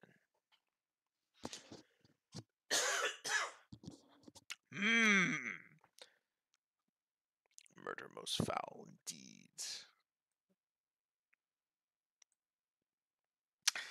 I guess I'll bring a grenade. I guess I did use a healing kit. Well, crap. Do I have any more healing kits? No, just grenades. Fine. Fine.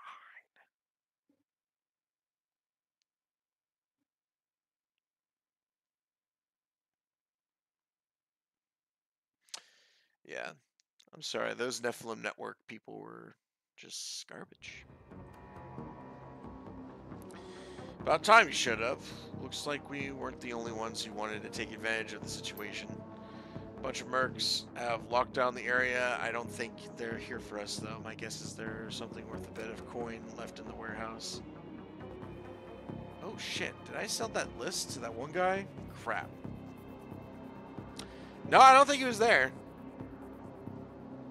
Hopefully it'll be at the bar next time. Oh, well. A bunch of mercs. Yeah, shouldn't be much of a problem. I was hoping this would be a milk run. Any chance of a sneak pass? Should be a problem. Well, it was for Lone Star. They're all dead. Hope you're a better shot than they are. Alright, kidding me? Alright, I think we're gonna call it here. So exit the main menu, save and quit. Alright. Alright, so I think once again we come to the end of the stream where Baka likes to talk about some things that has been bugging him. And I guess I'll just go over one story. This one gentleman at work, he got under my nerves. And I guess I'll talk to that to a point, but I'm going to respect his privacy. But I'm a pharmacy technician. I work in a retail pharmacy. Again, for privacy, I won't say where, I won't say when, and I won't say what was said. But the gentleman, he was a bit irked because we dispensed the generic for this medicine, Denafil. Anyway, the brand name is what he wanted, which is Viagra. And we're doing a charity where I ask them, for money. And sometimes they tell me, oh, they're crooks. Oh, I don't want to be on a mailing list. Stuff like that. And I'm like, all right, that's fine. I've heard people say worse. But then this guy comes to me to get his medicine that he may need for health reasons. I don't know, because Viagra's used for other things. And he says to me, no, they can die. I can't tell you how infuriated I was that this man would say that to me. He's like, no, let him die. Are you kidding me? He comes into my store, requests that I, rework his medicine because he doesn't like taking the generic. He wants the brand because that's what works for him. And then, I just ask a question. Instead of, no, that's okay, or no, I've been burned for those people before. No, he says they can just die. Well, I'm reminded of the history of Viagra, that originally it was supposed to be for blood pressure. And it was remarketed when they found out that men that took it had a side effect where they would have an erection for a long period of time because it stops the valve in the penis that prevents blood from draining from it, so it stays engorged for long periods of time. So they rebranded it as an erectile dysfunction medicine because of the side effects. So I have these other patients that come to me with their issues, that they're impatient, that the medication was filled incorrectly, that something needs to be fixed. And that doesn't bother me because those are legitimate concerns. But this guy, with the whole, no, they can just die, just because he has no patience. And he doesn't understand what a foolish thing he's saying because of what he's getting from me, specifically. So I guess the rant I'm doing tonight is about ignorance. Before you start with anything that you want to say, to me, to anyone, or otherwise, I guess what really gets me is when you say something without a thought of putting into it and being so damn sure that what you're doing is right. So if you're absolutely sure that whatever tangent you're going off of, whatever thing you're going to say to another human being with such conviction, I'm going to ask you just to stop and think about it and make sure, absolutely sure, that you're right. Otherwise, you're just going to come off as some sort of jackass. I guess that's all I can really say about that for now. For those of you who have been following along, I want to say thank you for following along. If you're watching this on the archived version, thank you for listening, watching. Tell your friends about the VG Nights.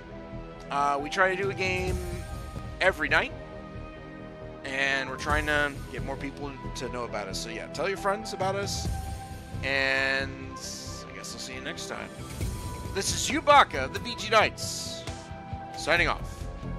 That's right, that was me, your host, Baka, master of the Uncanny Universe, and knight to the VG Nights, wishing you a good evening. So in case I don't see you, adios and aloha.